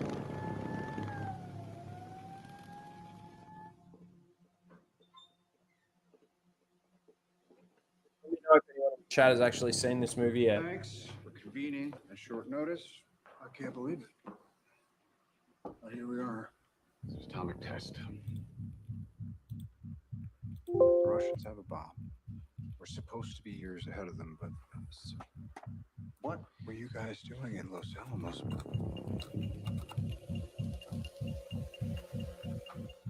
And how many people were in these open discussions? Too many. Compartmentalization was supposed to be the protocol. We were in a race against the Nazis. So now the race is against the Soviets. Not unless we started. Robert, they just fired Nice. a starting gun. Yeah, I've heard.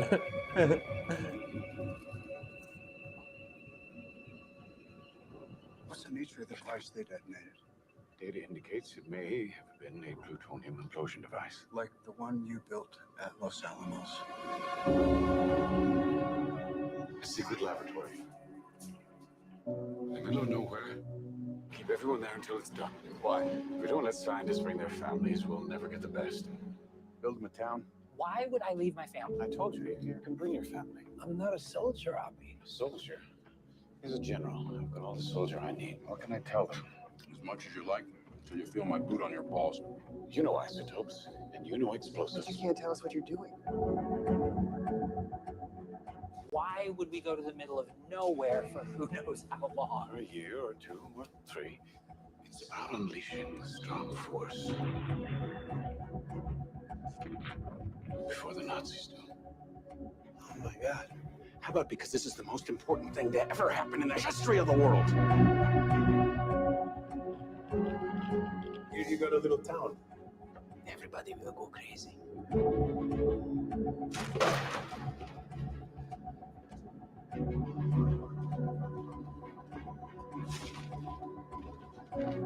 They won't let me leave. I won't let you leave.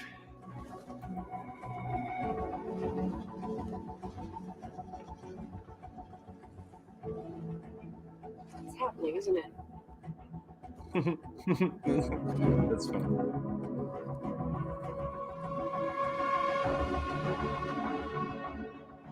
I don't know if we can be trusted with such a weapon. But I know the Nazis can't. You can convince anyone of anything. Even yourself. Hitler's dead, but the Japanese fight on. Nobody knows what you believe. Do you? There were rumors of espionage. Unsubstantiated. Los There's no proof there was a spy at Los Alamos.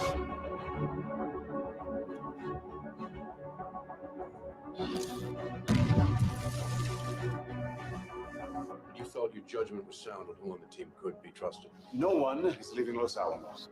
What are you doing?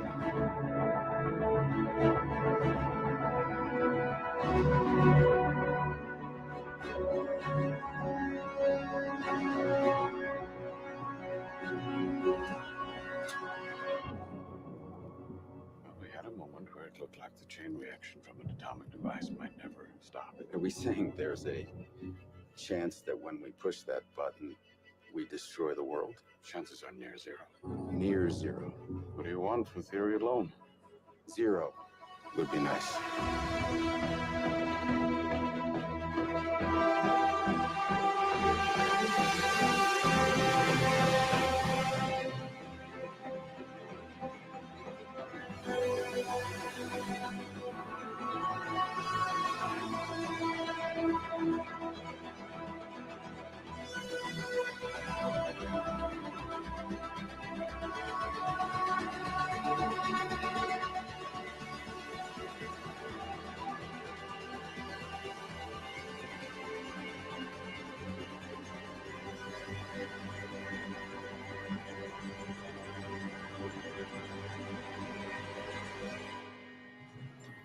Would the Japanese surrender if they knew what was coming?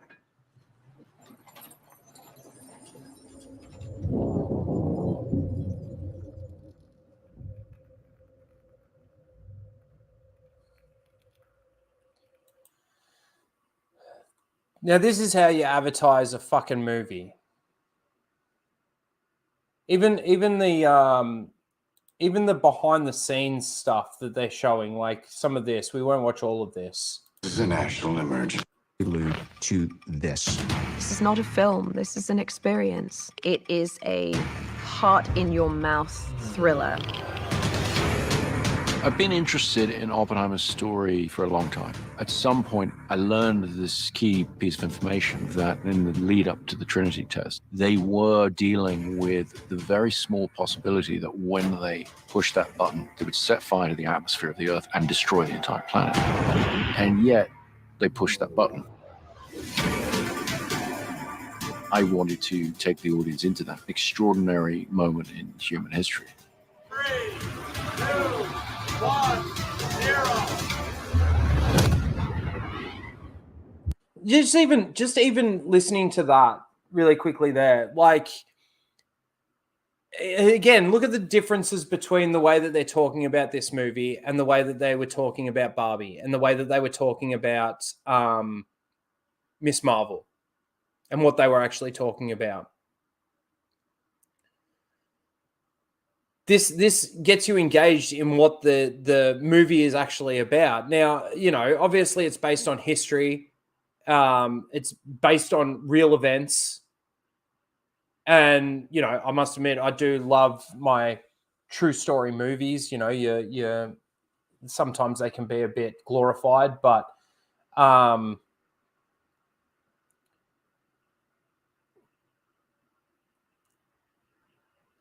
what? Did I get fucking taken down?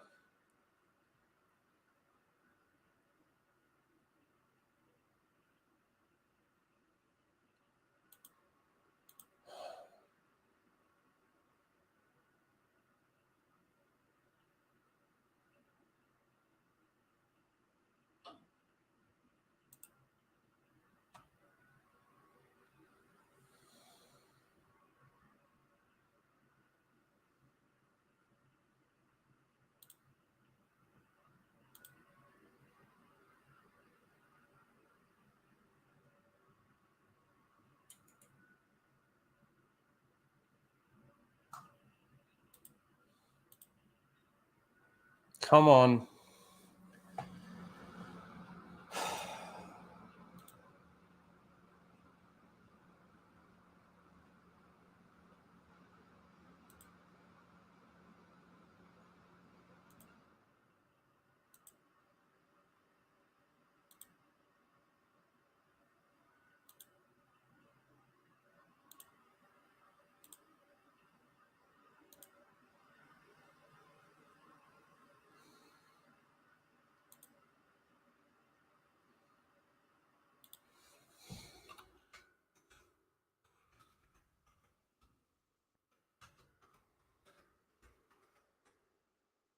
Oh, I was just writing. Let's see if it comes back, but we're back. Okay. I don't know where you guys actually got up to before it fucking did that. Let's see. Oh, just as I paused it. Okay, so you pretty much got to see everything that I was showing anyway. Fucking YouTube. Yeah. Fix this, YouTube. No, I don't think it'll be a strike. It'll just be a claim. Oh, I might get blocked. I might have to remove this part of it. Anyway, I was saying that the way that they're advertising this movie compared to what we saw with Barbie and what we saw with Miss Marvel and some of the other things that they're advertising as well. We're going to watch another one a bit later on too. But how they promote these movies, this actually gets you engaged. This actually gets you maybe hyped or at least some sort of element of wanting to see this movie. Now, this is based on history. There is some true elements to this story, if not it entirely being a true story. Now, I know that with true story movies, they can sometimes glorify it a little bit more and put a little bit of mayonnaise on it. But, you know, again, the way that they've advertised it, the way that they've done it is so much better. But then you've got people out there that still complain about the diversity side of things and this is what fucking I mean, this is based on historical events, right? So the characters need to look like the characters need to be the characters that they actually are. And then you get fucking idiots like this on Twitter that say, stop when you see someone black on Oppenheimer. And they go through the cast list here. And of course, they're all white characters, white actors.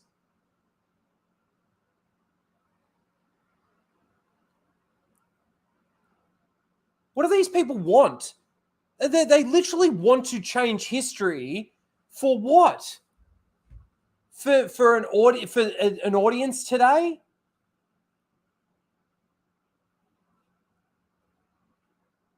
I don't get this.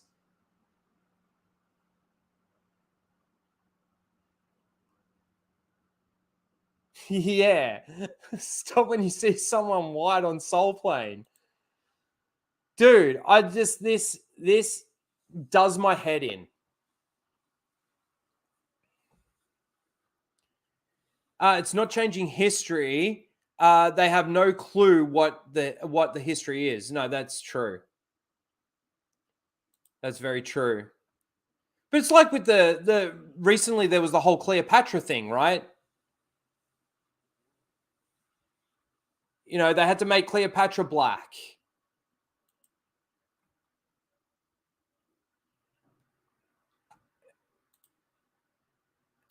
Actually, I'll bring this other thing up now. Let me just move this over here really quickly. There's that one. I think there's this one. And there's this one. Yeah.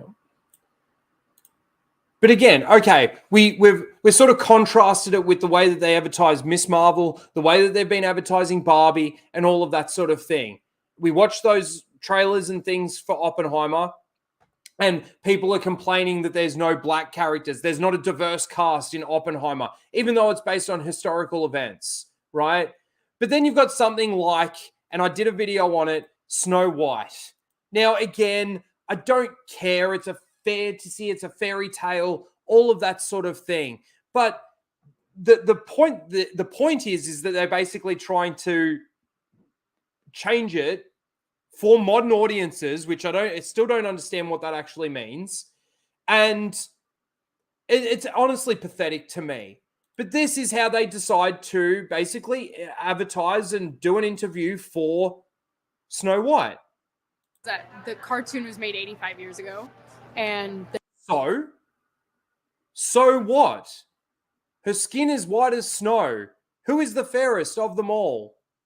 therefore it's extremely dated when it comes to the ideas of. See, that the extremely dated thing reminds me of you know, the X-Men thing. You know, there's a lot of women in that X-Men, so it's a bit outdated. Women being in roles of power and what a woman is fit for in the world. And so when we came to reimagining the actual role of Snow White, it became about the fairest of them all, meaning who is the most just. Oh, we're changing it. We're changing the fairy tale from who is the fairest of them all to who is the fairest.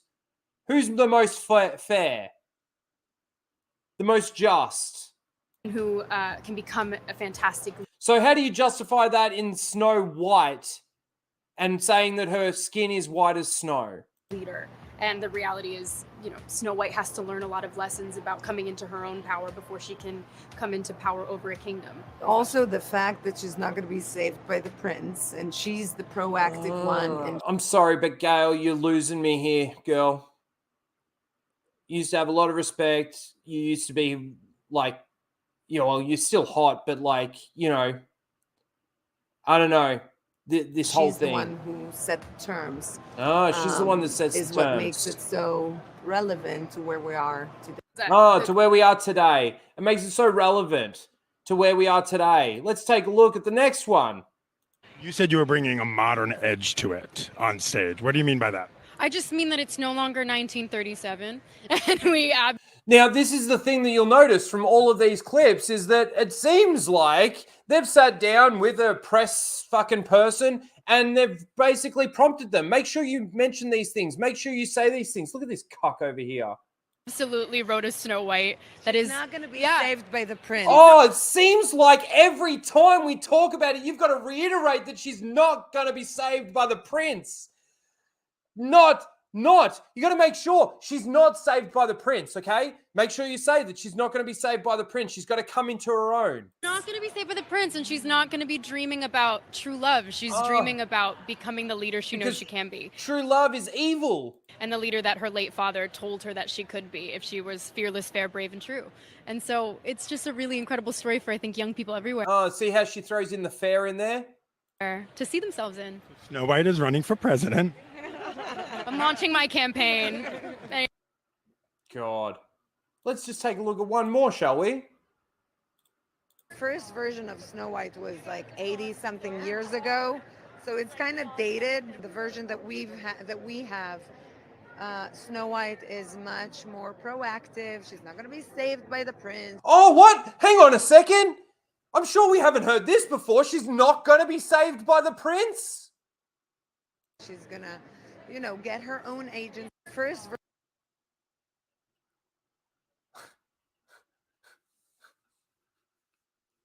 I mean, we know the Snow White story. We know what it's supposed to be. But again, you look at the 7 activists, and can you pick which one's sneezy? Can you pick which one's bashful? At least with the fucking animated show, fucking 80 years ago or whatever it was, you could actually tell which dwarf goes with which name. But again, this is exactly what I'm talking about. This is how we advertise these movies now.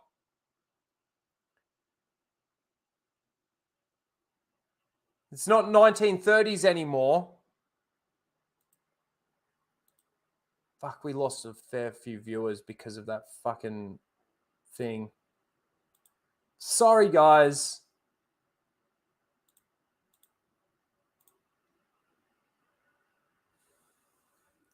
The 2 movies that I've been excited to see, and I've seen one of them, obviously Mission Impossible and Oppenheimer, the way that they've advertised them has had nothing to do with we're making it for modern audiences. It's had nothing to do with any of that stuff. And then everything else is like preachy.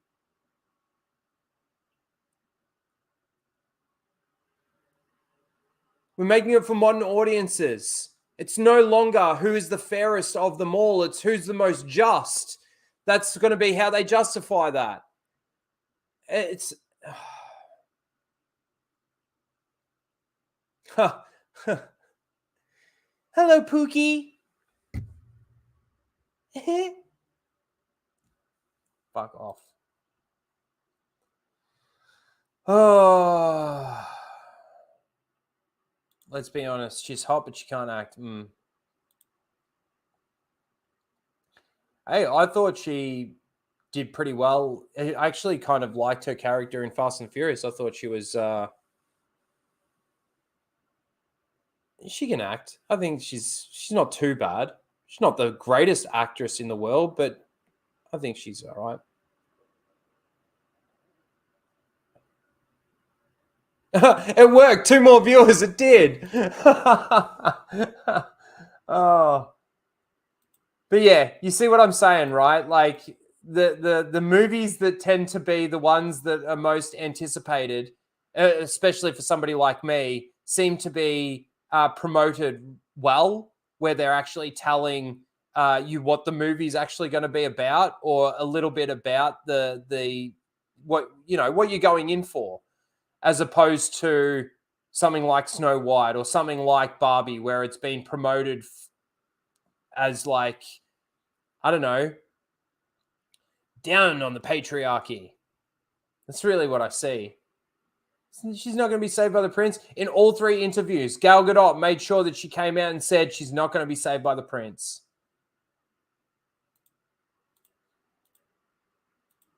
Great. Just what we all want to see. Oh, God.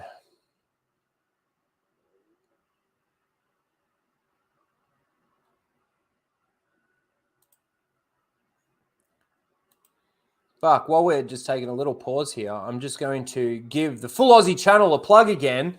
If you're not subscribed to the Full Aussie channel, please go over and subscribe to that channel. I do a lot more streams over there than I do here. There's a lot of videos always dropping. There's a lot of shorts that are doing well. Fuck, in the time that I've been sitting here, we've gained like another 10 subs. Dude, Micro, did you tell me where fucking Flash gave us a plug? On what video or what stream it was on? Was it on Flashcast? You've probably written in the chat like 10 times. I've just missed it every time, if you did.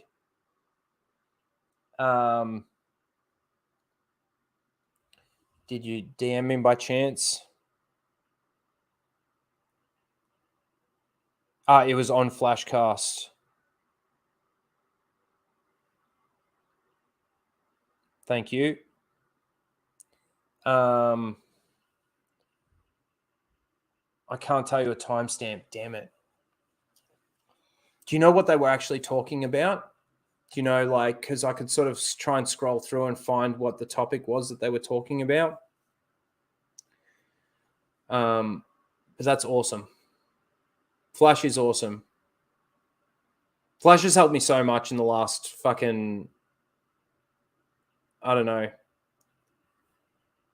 couple of months since I've been doing Flashcasts. He's really sort of helped me out. He was drunk as fuck and making fun of John Malin. Okay.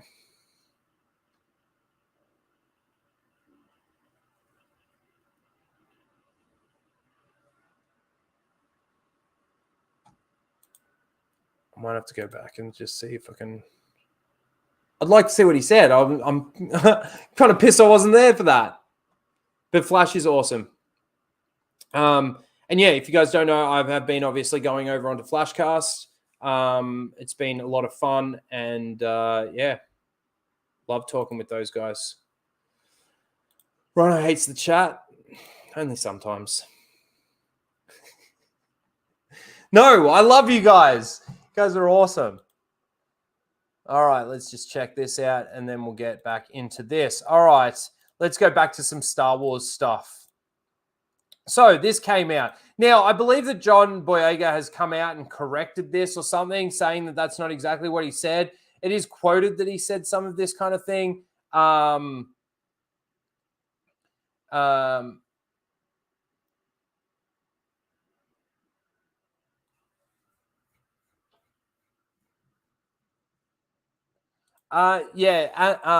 Jack Show is on right now. Anna would probably let you on, or at least shill the chat for some subs for a minute. Yes, she would, and she actually sent me a message this morning asking if I'd like to go on the Jack Show, and I said that I've got my stream to do, but I do have like a work dinner thing to go to. So I don't know if I'm going to make it. I always love going on Jack Show. And I love Anna. She's awesome. But I might actually send her a message and see if she can give it a little bit of a plug. That'd be cool.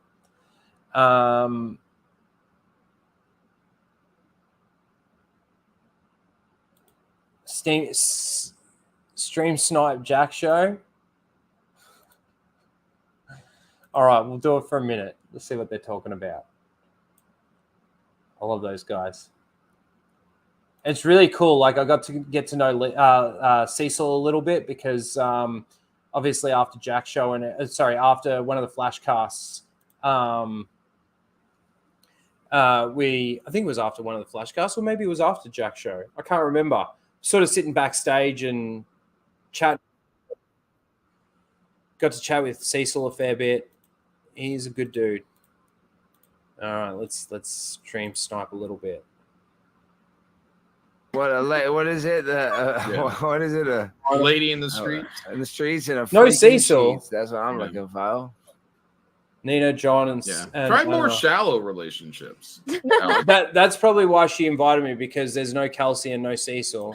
You know what I mean? Yeah, especially the ones in your DMs. I think it's those kinds are usually like the one and Don't talk done. bad about the DM girl. It goes down to Let's the see. I'm going to send her a DM. message now and just It goes ask her, down is there in any the DM. I'm not chance gonna you say can... You could go to hey Alex, you could go to Tampa Bay. You could go to Tampa Bay right now. I don't usually like asking this, but I know Anna well enough that... You could be rolling around. I mean, the entire reason why my channel got monetized was because of Anna. The entire reason. Because she, I don't know, she helped me get like 300-400 subs. She plugged my channel like a comic book. It was awesome.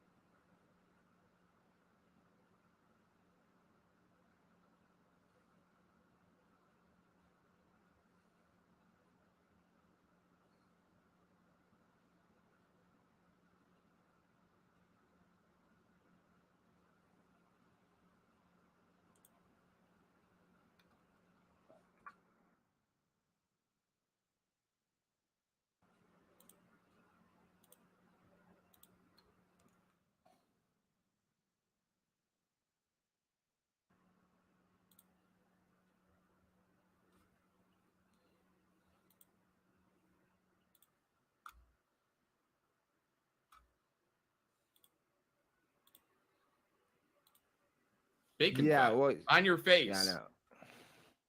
Okay, hold on. Let me find. I can't find the tweet that it was so. When it did you so tweet well. it? Like almost. It was a week while ago. now. Yeah, it was over a week ago. I'll find it and we'll play it. Gosh, I can't even find this big booty Latina tweet. What the hell? Okay, hold on. Please unblock me. Let me see if I can find it. Well, yeah. So that video did well, but it doesn't always correlate. That's kind of what I was saying. Like that doesn't really correlate with whatchamacallit with YouTube for whatever reason for me. So I don't know why. That's weird. No. The Jack Show with Raging to Rhino. do it. I think you're just tweeting to tweet as compared to like promoting your YouTube channel. Yeah, that's probably right. You know, I probably don't do. I'm not the best marketer, even though I am kind of weird at. I'm good at creating a viral story with the hot dogs. That's why I think I got canceled, is because it blew up so much. And then I think they looked into me like, oh, he's kind of edgy, and so they just wanted to send a proverbial message. So A lot of news with the I moves found it. Can blows I up. share? Yes, go ahead. Yes. I don't know. It's probably not like a We good haven't time to posted. just This jump is in the and go, bootleg hey guys, music go video. and subscribe to Okay, Full let's Aussie. see. Like it's. See, I can't find the one I did that has. All right, we'll see. We'll come back to it. If anyone is in the chat and they're watching like both streams and you hear her mention it, let me know. We'll go over and take a look at the shout out. But let's go back to what we were actually going to talk about. So, John Boyega, right? First of all, he has ranked the sequel movies best to worst or worst to best. I can't remember exactly how he's done it. But he definitely put The Last Jedi as the worst movie from Star Wars in the sequels. Now, let's take a listen to what he actually had to say here. Rank the 3 Star Wars films you were in from best to worst. Hell yeah, I do it. The way he almost gets excited to fucking do it. But let me just point out something. If let's say somebody was to say rank the original trilogy movies from best to worst, something has to be the worst. And that's a tough one for me. I think it would, for me, if I had to rank the original trilogy movies, it would be best would be Empire, then it would go A New Hope, and then it would go Return of the Jedi.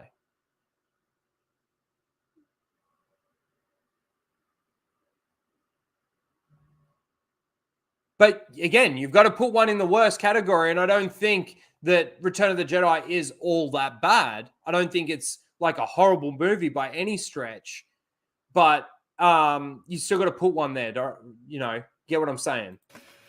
Star Wars The Force Awakens is most definitely the best. Second for me comes Star Wars 9, and then the worst, in the most respectful sense. He has to say it. Episode 8. But they're all lovely. And the little side eye that he gives there at the end. So he's decided to come out and rank them.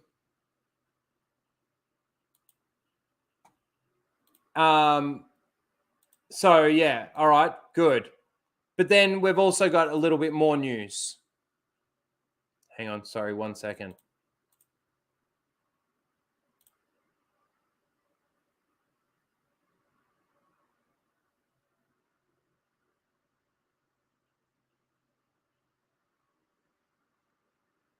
Yep. Sorry. I thought I got a DM, but it wasn't from her.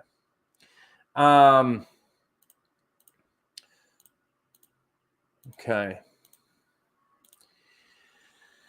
John Boyega is open to all opportunities for a return to Star Wars. So I saw this. Oh, we're going the wrong way. So I saw this, and I just thought to myself, it's pretty funny. We haven't really seen John Boyega in any roles really recently. Ranking all 6. I'll do that in a second. Yeah, like he obviously came out and there was this. Not market a black character as important and then push them aside. I feel like they heard you. Yeah, no, but as they should, even if you want to remove race out of it, just from a business perspective, don't tease no black. You know what that does to black people? You know how you guys got everybody motivated around Black Panther? Don't tease no and market no Black Panther, market a black actor and switch and bait. Switch it, yeah. You don't do it with white actors. You don't do it. You don't. I mean, we can feel it on set. It's like, yeah, we don't need you no more. Like, oh, we're not in this. You can feel it. Cool. Will you play the character again? At this point, I'm cool off it. I'm good off it. I think Finn is at a good, confirmation point where you can just, enjoy him in other things, the games, the animation. But I feel like, 7 to 9 was good for me. Do not market. And then there was also the little statement. I tried to find the clip of it, but I couldn't find it. You ain't going to Disney Plus me. So whether or not he has actually come back and said he's going to, that he wants to come back or anything like that, I don't know. But it seems like, he's obviously open to it, I guess, after saying all of that stuff. And it surprises me after saying all of that stuff that they would want him back.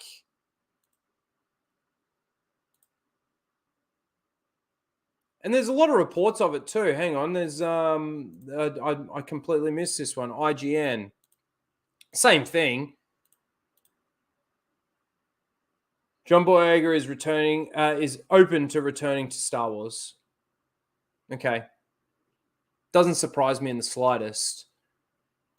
When it's the only role that he's basically going to get, yeah.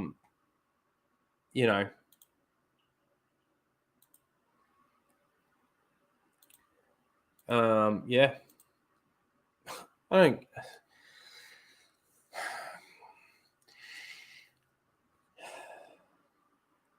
To say I don't care about Star Wars is false, but I don't care. Bring him back. I don't care. Do what you want to do. I'm just going to sit here and watch it and tell you why it's bad. Oh, but you're going in with this mindset, Rhino, that it's fucking already going to be bad. Well, again, Lucasfilm has given me nothing to give any sort of confidence that it's actually going to be any good. I hope that Disney Plus his ass. Yeah, so do I. All right, let's. Obviously, people have come in and they're ranking all 6 movies. So your Empire, Return of the Jedi, A New Hope, Revenge of the Sith, Phantom Menace, Clone Wars, or Attack of the Clones.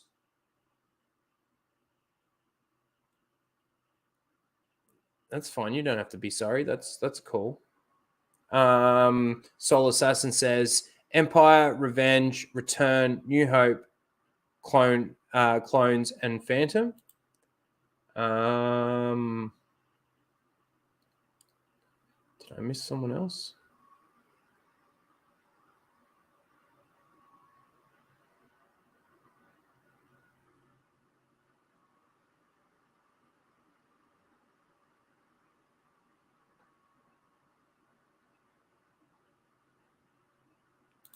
Yeah, no, I know. I always try to, but I also try not to sort of derail.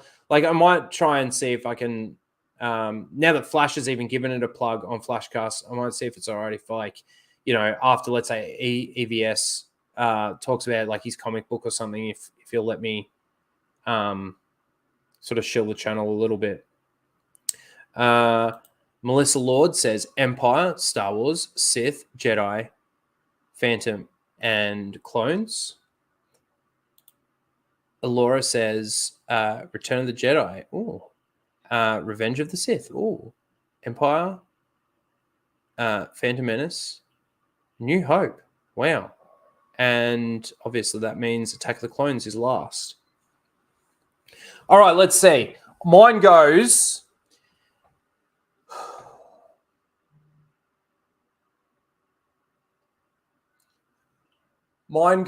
Empire... Empire, Revenge of the Sith, A New Hope, Return of the Jedi.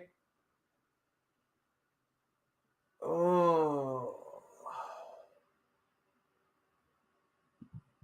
Attack of the Clones and Phantom Menace, I think.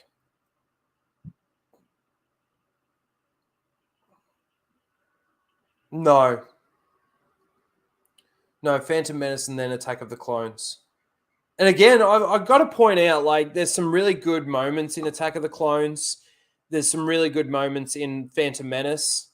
But if I had to rank them, it would be Empire, Revenge of the Sith, New Hope, Return of the Jedi, Phantom Menace, and Attack of the Clones. Red Hoodwinks is Return of the Jedi, Empire, Revenge, A New Hope, Phantom, and Clones.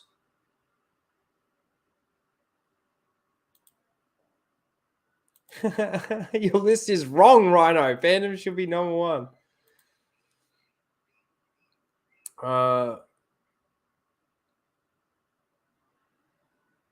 Last few I enjoyed all equally. Yeah.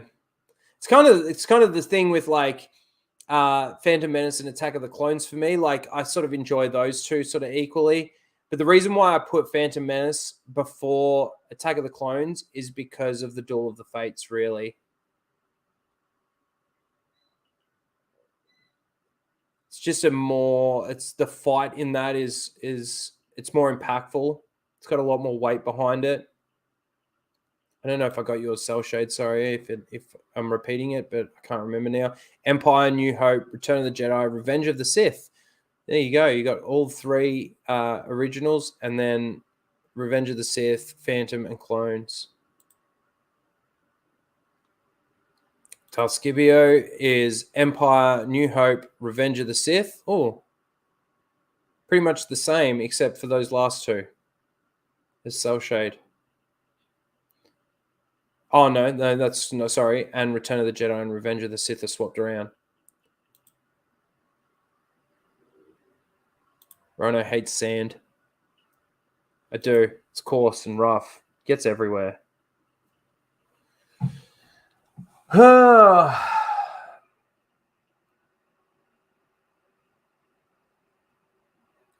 So I got to show you this. I saw this tweet and I rolled my eyes at it, right? Because this is the typical Disney Star Wars fan that doesn't understand essentially the damage that they've done, right?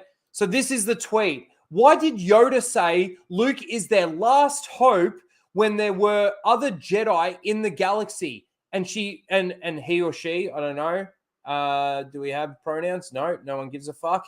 Ahsoka and Ezra in brackets. Well, you know why Yoda said that Luke is our last hope? Is because back when those movies were made, there was no such thing as Ahsoka and Ezra. And moving forward with the story, there shouldn't be any surviving Jedi at this point in time. And it's like we talked about a few weeks ago when we were talking about Freddie Prinze Jr. saying to Dave Filoni that his character Kanan Jarrus needs to die for obvious reasons. Those obvious reasons were that because by the time we get to this time period, there's got to be no Jedi survivors.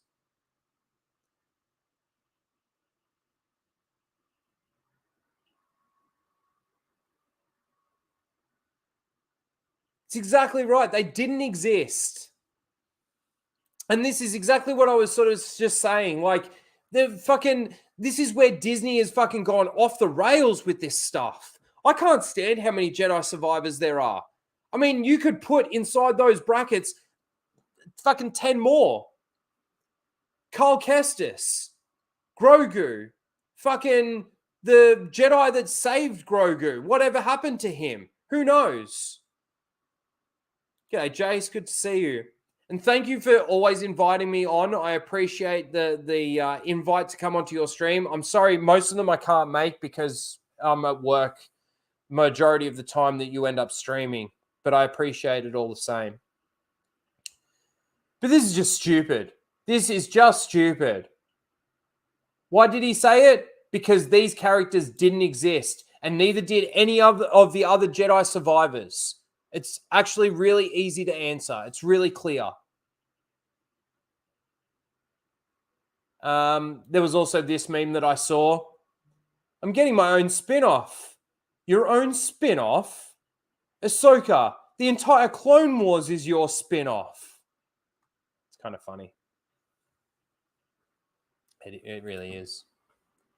We're getting rid of these tabs as we go because I can't stand having like these tiny little fucking things. And sometimes you click the X by accident, it gets rid of something.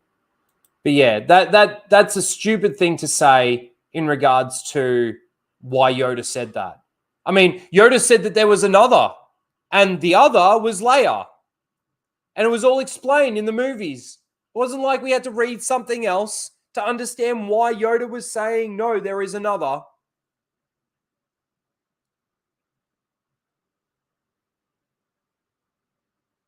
Yeah. Palpatine failed the purge. Sorry, I got something fucking in my eye. It always seems to happen. Fucking cat hair or something. Yeah, Palpatine failed the purge. I mean, it was a slight success. He killed a lot of fucking Jedi. But there were a lot of fucking Jedi that survived that shouldn't have survived. A lot. Reva.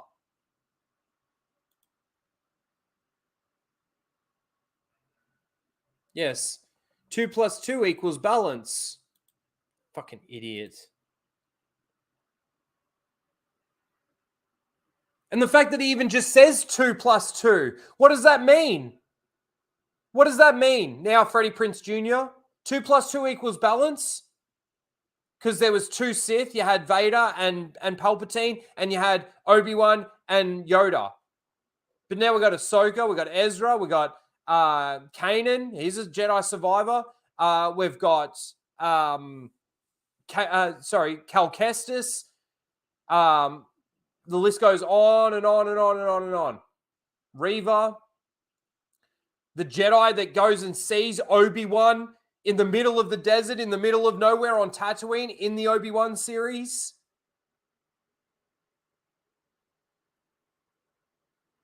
Grogu. What happens to your 2 + 2 = balance now? Oh my God. Jedi Fallen Order, that's right.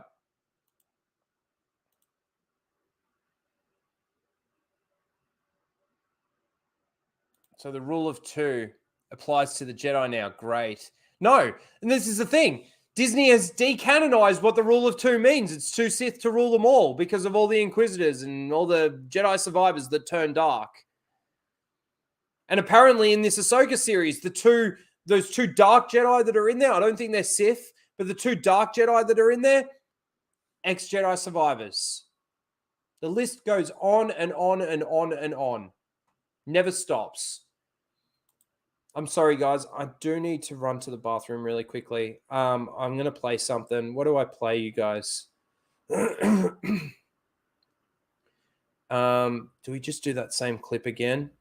Fuck you, Disney. Why? It's not long enough. It's only fucking 52 seconds. All right. I might not make it back in time, but hopefully I do. And if I don't, you'll be silent for just a minute or so. Not long. I'll be right back.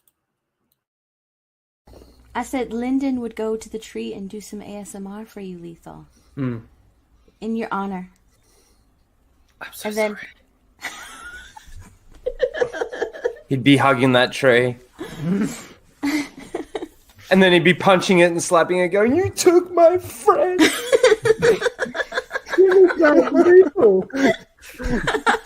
Kicking it. How dare you? That would be you, Rhino. Nah. Boy. I'd be there going, "Why? Fuck you, Disney! Why?"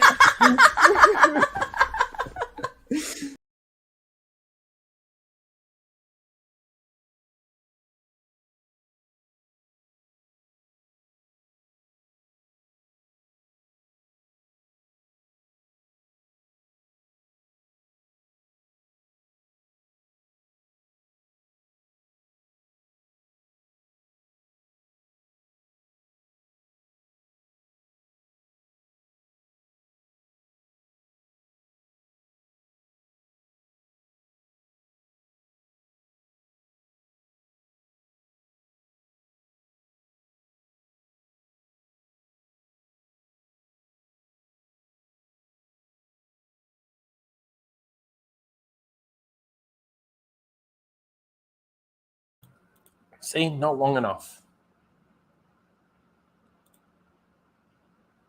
Not fucking long enough.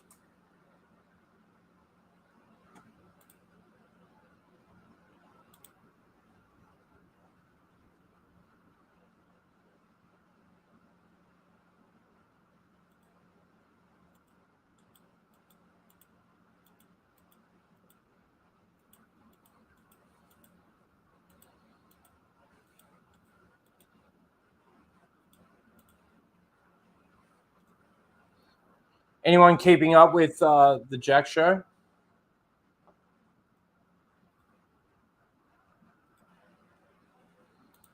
Anything?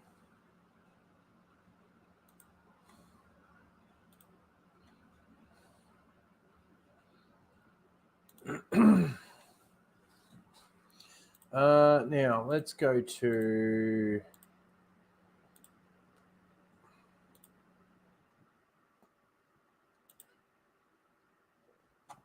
let's talk about this really quickly. They're reading super chats. Okay. Maybe I'll send her a super chat. Can you plug the Full Aussie channel? I'm not doing that. All right. Let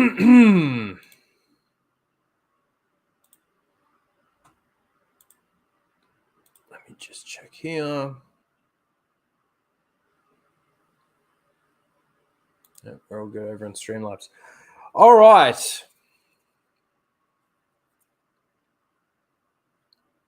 a long week. All right, with Ahsoka coming up just around the corner, this is some of the headlines that we're getting. So, Star Wars, Ahsoka, rumor, claims, fuck off work. Carrie Fisher's Leia Organa will cameo, will tie into Disney's sequel trilogy. Well, why am I not surprised that it's going to tie into the Disney sequel trilogy, first of all? I don't think any of us should be surprised at that by now. Especially with all the cloning stuff that they've been bringing into the Disney Plus shows. You know, the cloning that they were doing in, or the Jedi that they had imprisoned in Obi-Wan, the cloning that they were doing in Mando Season 3, the cloning that they were doing in the Bad Batch. I think it's all culminating to be this. And it's so funny. Again, Doomcock came out and he's like, oh, I hope that they're not going to tie this into the sequel. What do you think that they're making? What do you think that they're doing? Of course it's going to tie into it. Everything's got to tie into it because they've got to try and justify why certain parts of the sequels happened. And this is the way that they're going to do it. They're going to retroactively try and make it make sense.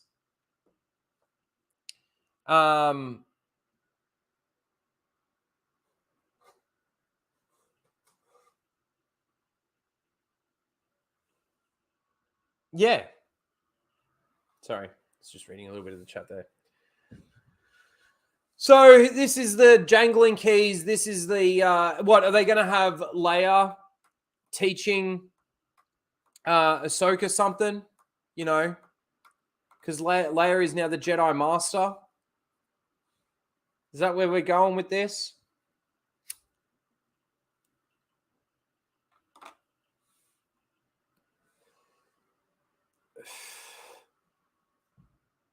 And it's things like this that make me say, like, this is why I don't care. Like, fucking do it. Bring it in. Let me tell you how bad it is when I see what you've done with the character. When you, like, what, are we just going to have CGI Leia again? And this is the other thing too, and I think I've made this point before as well, that all of this stuff just makes the universe, the Star Wars universe, really small. When you've got all these really well-known characters that just cross paths and interact with each other. No one else. Oh, but they tried to do that with Lizzo and Jack Black and shit like that. Fuck off. That's just stupid. Just stupid. they make the universe really small when they do the shit that they do with the hyperspace as well. Yeah, we're gonna have Leia Skinwalker. That's right, just like we had Luke Skinwalker. But that's it. Bring it in. Show us the cameos. Let's see what the Ahsoka show actually does.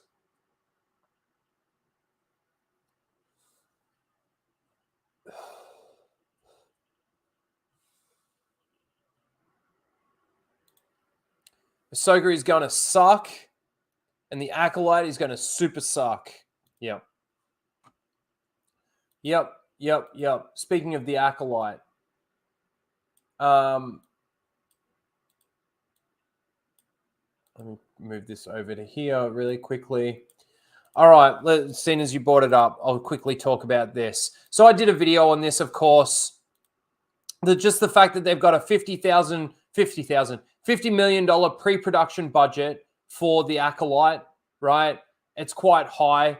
I was too stupid to realize, like, pre-production, this is before any filming is even done. So it's costing them $50 million before they've even started shooting it.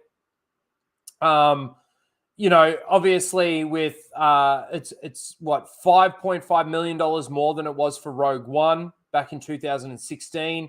Andor, they talked about Andor in this and how that had a massive pre-production budget because of the pandemic. Where was that? Oh, might have gone past it. We'll get to that cameo in a second. But yeah, like it's the thing is that I look at with this isn't necessarily the big budgets and shit like that. There you go. Andor had 38% more pre-production. It's not even really the fact that they're spending the money on it. It's my question is, how are they making the money back? This is airing on Disney Plus, and where is the money going to come back from? I mean, from what I've heard, they're losing subscribers on Disney Plus. I can't remember whether or not I've watched a couple of Ryan's videos, and I can't remember whether or not he mentions that it's either Disney has lost $900 million or Lucasfilm alone has lost $900 million. If it's Lucasfilm alone, that doesn't include what the amount of money that they're going to lose with Indiana Jones.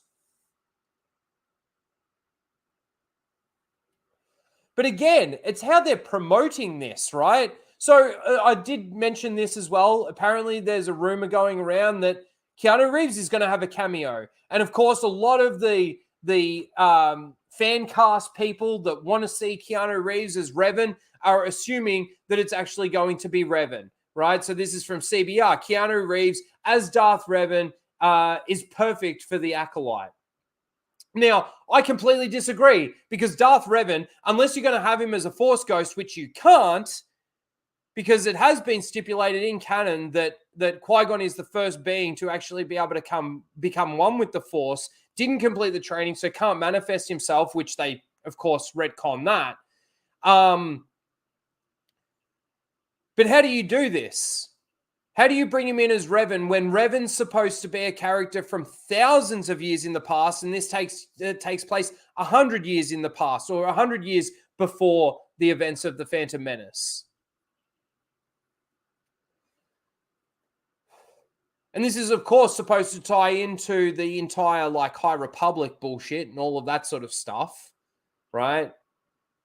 But again, let's see, like, this is, we've talked about this and we talked about it when it first happened, and this is how they're promoting the Acolyte. So my character, you know, she's a powerful leader. She's a powerful leader. Yes. In a very woman-centered world, which I was very excited to kind of be in that, because I feel like Star Wars is very, like, patriarchal, so it was kind of cool to have, like, this sort of woman-centered figure. God, every time I fucking listen to it, it makes me fucking sick. Makes me sick. Star Wars has always been very patriarchal. Well, you clearly have never watched Star Wars before. Clearly. Never watched Star Wars before. Fucking absolute garbage take.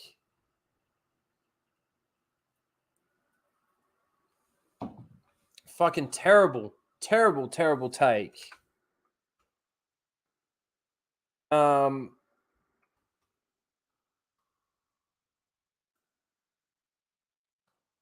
I just I don't know how much pull Keanu Reeves is going to have for this series, you know, as a cameo appearance. And I'm very curious to see whether or not they do make him Revan, Darth Revan. And of course, if it is Revan, how they even bring him in to the story and how they make his appearance actually make any sense.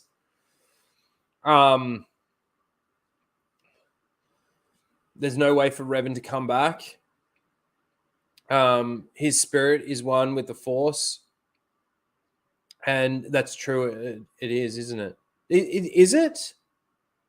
I don't think he achieved what Qui-Gon achieved. His holocron's destroyed. Yeah, but see, you're thinking, you're Soul Assassin. You're thinking in terms of actual canon, the EU canon. In their canon, Revan hasn't even been mentioned.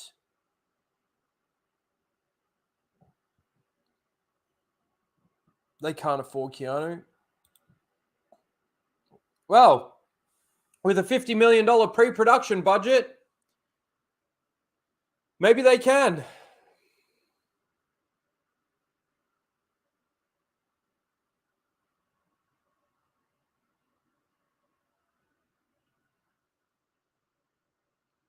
Well, that just jumped on me.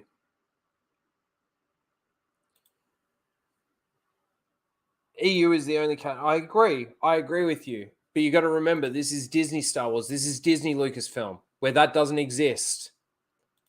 So again, it would not surprise me in the slightest if they were to bring him in and have him as Revan.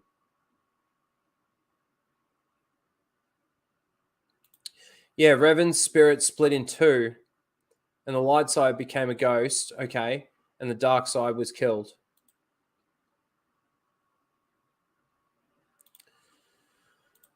Oh, do it, Lucasfilm. Spend all of this money and make none of it back. But anyway, I did a video on that. Oh, there was also this too. Sorry, this is in regards to the Acolyte as well. So from Culture Crave.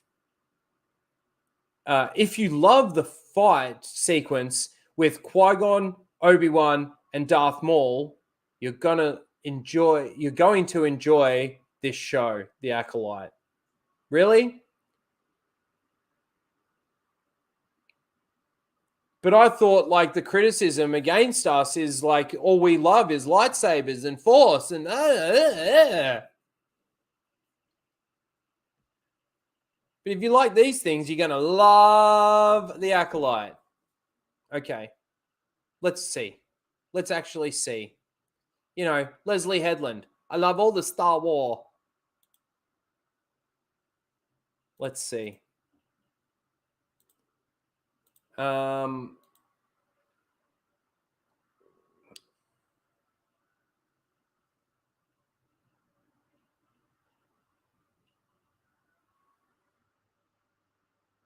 So I thought this was actually kind of funny because I was going to talk about this last week, and then all of a sudden this week, it's a whole different story altogether.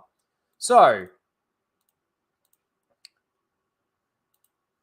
the Lando Calrissian Star Wars show starring Danny Glover won't be coming to Disney Plus anytime soon, as even its writer, Justin Nania, hasn't been updated about it since 2020.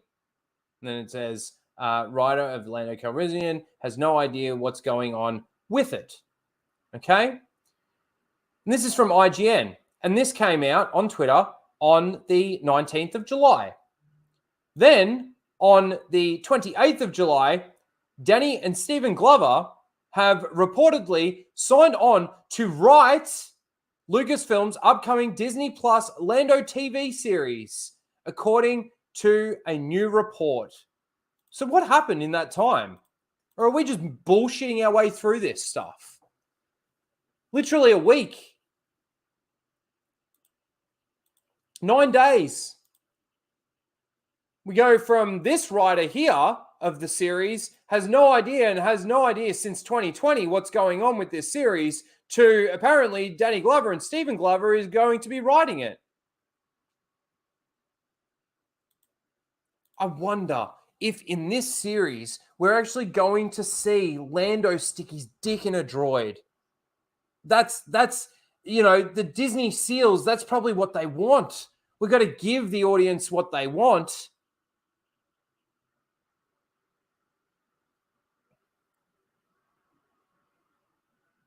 Don't we?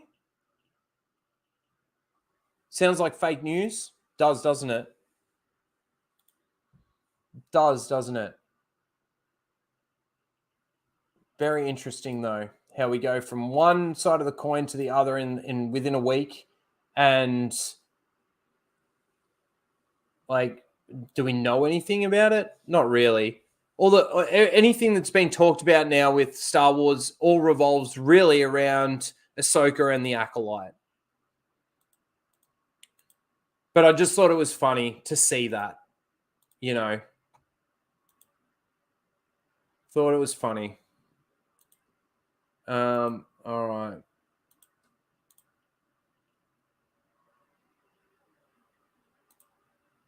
Have we got anything over here?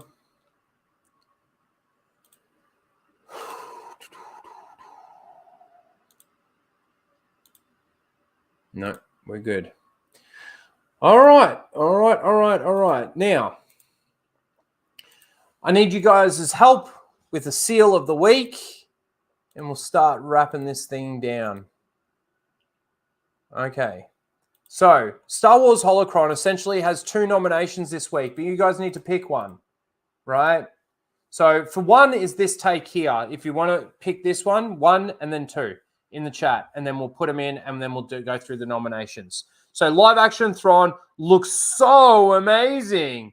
Can't believe that 32 years after his debut in Heir to the Empire, we will see him come to life in live action. So that's the first take from Star Wars Holocron. And the second one from Star Wars Holocron is Yoda in The Last Jedi is one of the greatest Star Wars scenes ever. Ever. So who do you pick for a nomination? Which one does he get this week? 1 or 2?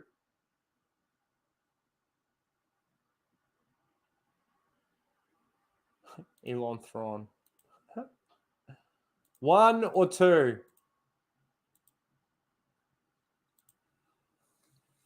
This is the subsection of Seal of the Week.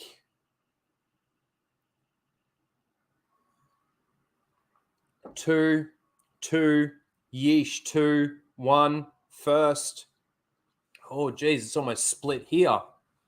We've got more 2s at the moment.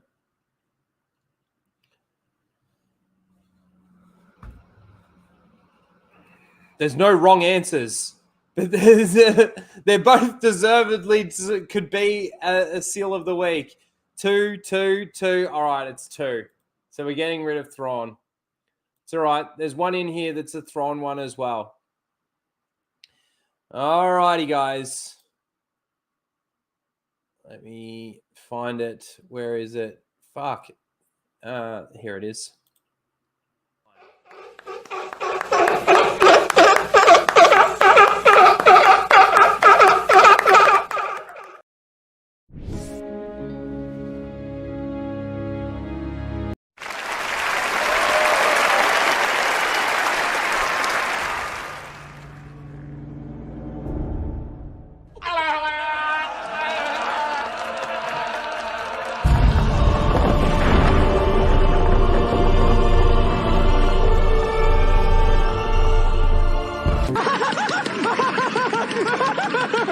I'm all the Jedi.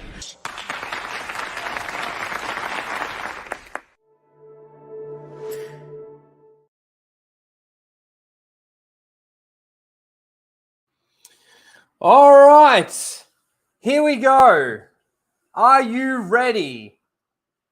Seal nominee number 1.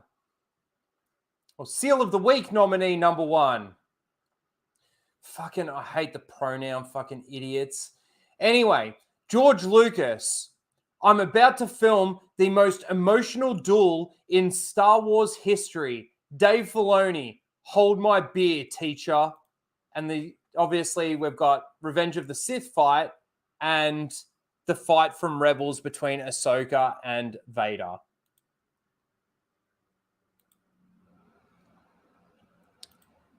That's a great nominee. Fucking Dave Filoni seals. I already hate number 1. I already dislike number 1 for the pronouns. Me too. Me too. All right, that's nominee number 1. Fucking idiots.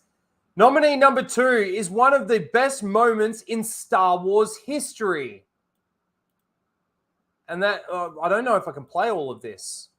Probably get fucking taken down again. Let's play some of it anyway. How long we hang on, how far we get, how many of us make it out, all of that is now up to us. We have deactivated every flaw in the facility. I'm going to jump forward a little bit. We know they fried 100 men on level 2. We know that they are making up our sentences as we go along. We know that no one outside here knows what's happening. You're absolutely right. It is really bad. It's ours. You need to run. One way out. Find, kill. You need to help each other. If we can fight half as hard as we've been working. One way out. Okay. So apparently that is one of the best moments in Star Wars history. I completely disagree. How long we hang on. Oh, let's not play that again, huh? Let's not play that again. 22 years old, no wonder. All right. Next, nominee number 3 is from Star Wars Only. Now, I don't know if this is the same Star Wars Only that's on YouTube. This is just the Star Wars Only Twitter account. So here we go. I do love what they've done with Thrawn. You can see the little outlines on his forehead. So these little bits here, and apparently you can see them there. I don't know. They are there, but they're very, very faint. His eyes look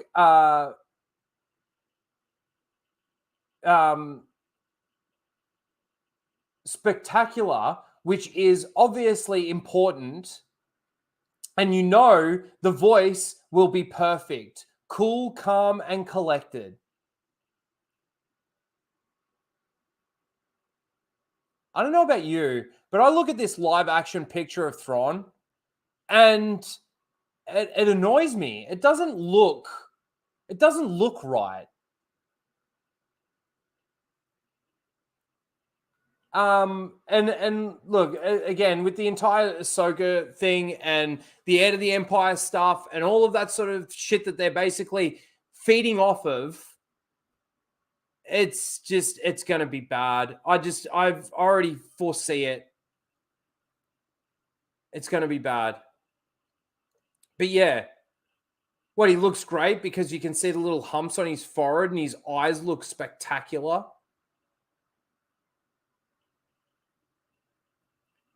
And you know the voice is going to be perfect. All right. Nice one, Star Wars Only. And of course, the last one is Yoda in The Last Jedi is one of the greatest Star Wars scenes ever. Oh, Skywalker, missed you I have. Missed you have I. Is that how we would say it? Wouldn't it be missed you I have? Anyway. They're your 4 nominees for Seal of the Week. Let me get the poll in the chat for you guys. seal of the week. 1, 2, 3, and 4. All right, guys, get your votes in. Get your votes in. So number 1 is this one here. Number 2 is this one here. Number 3 is this one here. And number 4 is this one here.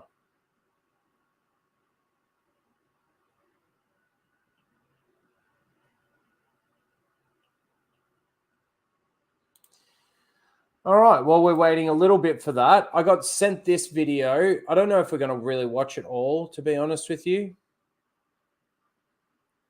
I got told that watching this will probably make me angry. But we'll watch some of it anyway.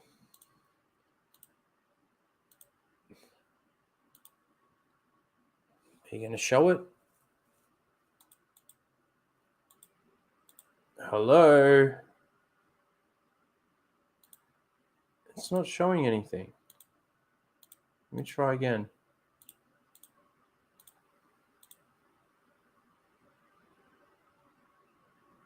What's going on here? Hey, there it is. Matt Walsh reviews the Star Wars movies. Let's take a listen. Look at him, he's heading for that small moon. That's no moon. New Hope, the first one made. Very bad feeling about this. Really not a good movie.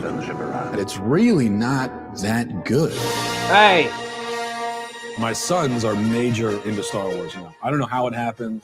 I tried to shield them from the fate of becoming a Star Wars fan, but against my wishes, they become obsessed with Star Wars. It's like almost something evolutionary. Something clicked in their minds, and all of a sudden they're running around the house with lightsabers. Let me see what you have. Side note to the side note, on Friday, my son says to me, he says, "Daddy, I want to be a Jedi when I grow up." And I said, "Oh, me too. I might not be a big Star Wars fan, but I'd love to be a Jedi." And he said, "But you're already grown up and you're not a Jedi." And I said, Yeah, that's true. Daddy, you failed. Yes, I did. In so many ways, son. In so many ways. Kids always know how to lift your spirits like that. But anyway, so I watched the movie, and I'm at the age of 33 now, and I'm just now getting acquainted with the Star Wars universe. So I have only 2 questions I wanted to throw out there. Always 2 there are. No more, no less. First of all, and this was bugging me the whole time I'm watching the movie, are people drawn to the dark side because they want to wear the cool helmets and masks? I've noticed a real deficiency with the good guys when it comes to cool helmets and masks. Why is it that only the bad guys wear it? No, this is where he doesn't understand. Not all of the bad guys wear masks and stuff like that, although there are a lot. But more often than not, it's because there's a reason why they have to, because of their endeavors to become more powerful in the dark side. That does something to them physically where they actually have to wear a mask or a helmet. So not really the case with like Revan. He wears that mask. But yeah, like Vader, he wouldn't be able to live without this. Is it Malik who's got the thing over his face? That's because he got fucking wounded and he can't actually breathe without having that on. Nihilus is another one. But yeah, there are a lot of dark side users. There's a lot of Sith out there that don't need to use it. And they wear them when they don't need to. You've got like stormtroopers walking around the ship, on friendly territory, and there's apparently the ship's oxygenated, so they could take the helmet off, but they're in the break room having some coffee and they got the helmet still on. So, and I get it because it looks cool. It's a cool look. And my thing is, the good guys, they could probably, Kylo Ren, right? The whole reason he went to the dark side is honestly just that he wanted to wear a cool helmet and he wanted to look like Darth Vader. That's the whole reason. The only He's actually probably right on that too. That's kind of funny. Because it's that stupid and that shallow. reason he became a bad guy. I think the good guys could really stop that from happening and kind of stop the bleeding, as it were, losing all these Jedis to the dark side. If someone just ran to Party City and grabbed some costumes, and then they could say to somebody like Kylo Ren, no, look, we got costumes too. You know, you want your own costume? You want to design something? Sorry, you're right. Melgus, not Malik. You're right. My bad. I think that's fine. We've got people that can make costumes. Kylo Ren is a punk. And then my second question, and this bugs me the most, and this honestly might be one of the main reasons I never got into Star Wars. You're in a galaxy with extraordinarily advanced technology. We're talking so advanced that just your average commuter ships can go the speed of light. That's the kind of technology you have. On top of that, you got robots that can pass the Turing test. They're conscious. C-3PO appears to be conscious, right? He has thoughts and feelings. He is programmed that way. It's just me. Really advanced technology. And yet you're using swords. Oh, come on. A lightsaber's a glorified sword. It's a laser sword. An elegant weapon for a more civilized age. All of this technology, and you're using a sword to fight people. Oh, come on. They use only the Force users can use a lightsaber, and it's probably more powerful than a fucking blaster because you can deflect blaster bolts back. Like, again, this is his inability to look deeper into it, and he's just seeing it for the surface level thing that it is. You're telling me you couldn't come up with a weapon that would make that sword irrelevant? And if a guy comes at you with a laser sword, you could just shoot him, right? And that'd be the end of it. Now, I know you're going to say, oh, well, they could block what you see in the movie. They block the lasers with their swords. Yeah, that's because the laser guns, the lasers that come out of the lasers and the laser guns are super slow. You see how slow those lasers are? They go at the speed of a Nerf bullet.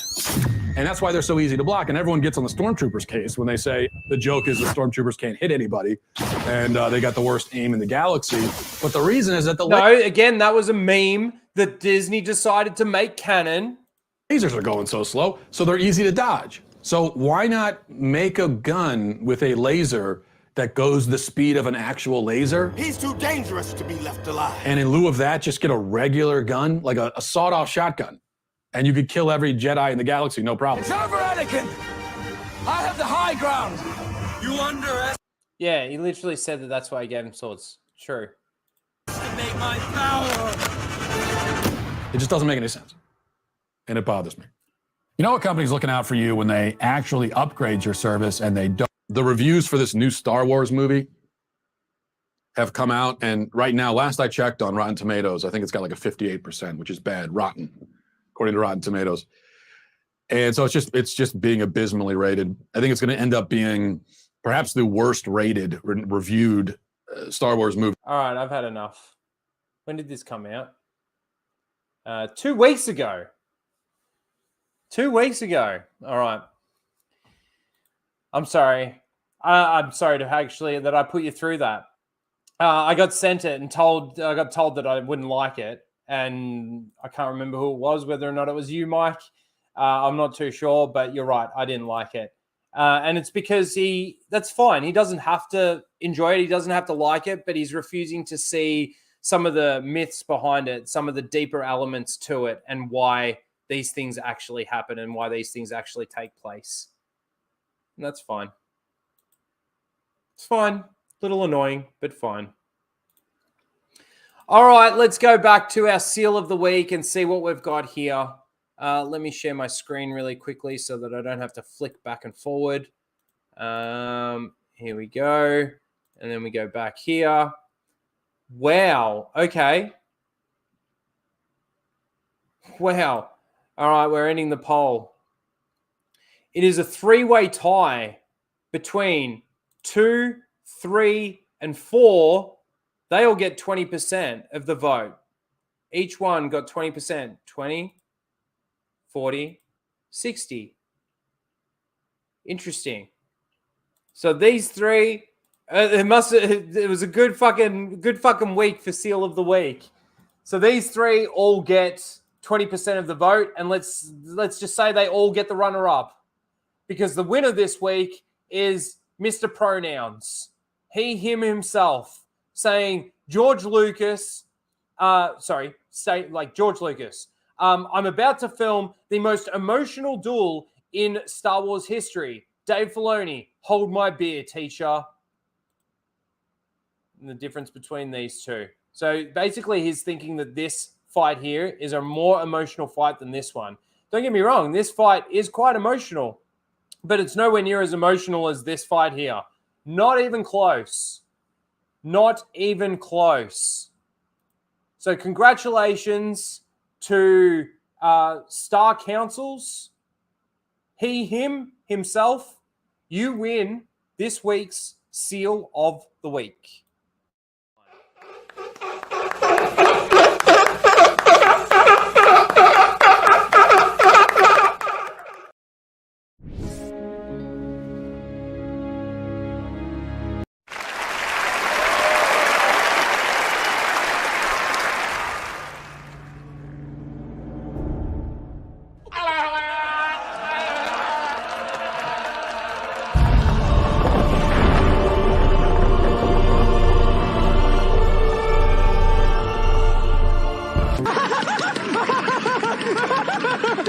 I'm all the Jedi.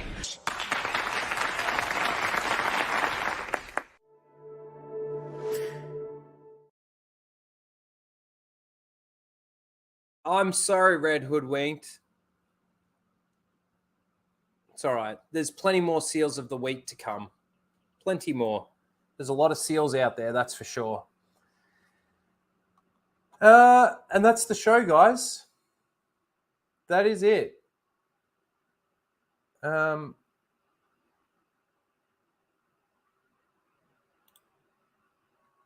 That is it. Let me just check my Streamlabs just in case.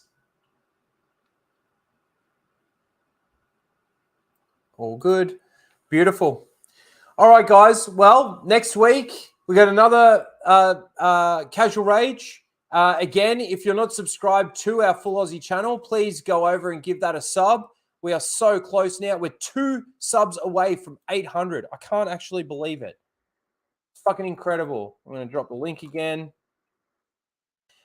Please go over and sub to that channel. It's moving, it's grooving, and we're getting some good interaction over there, which has been fantastic. But yeah, other than that, we'll see you next week. Hopefully, I'll start being able to put some more videos out again. I really need to get on top of that and start trying to release videos. It's just been really quiet, and I haven't really sort of seen a lot, to be honest. But yeah, it's been fun. As per usual, thank you to everyone being here.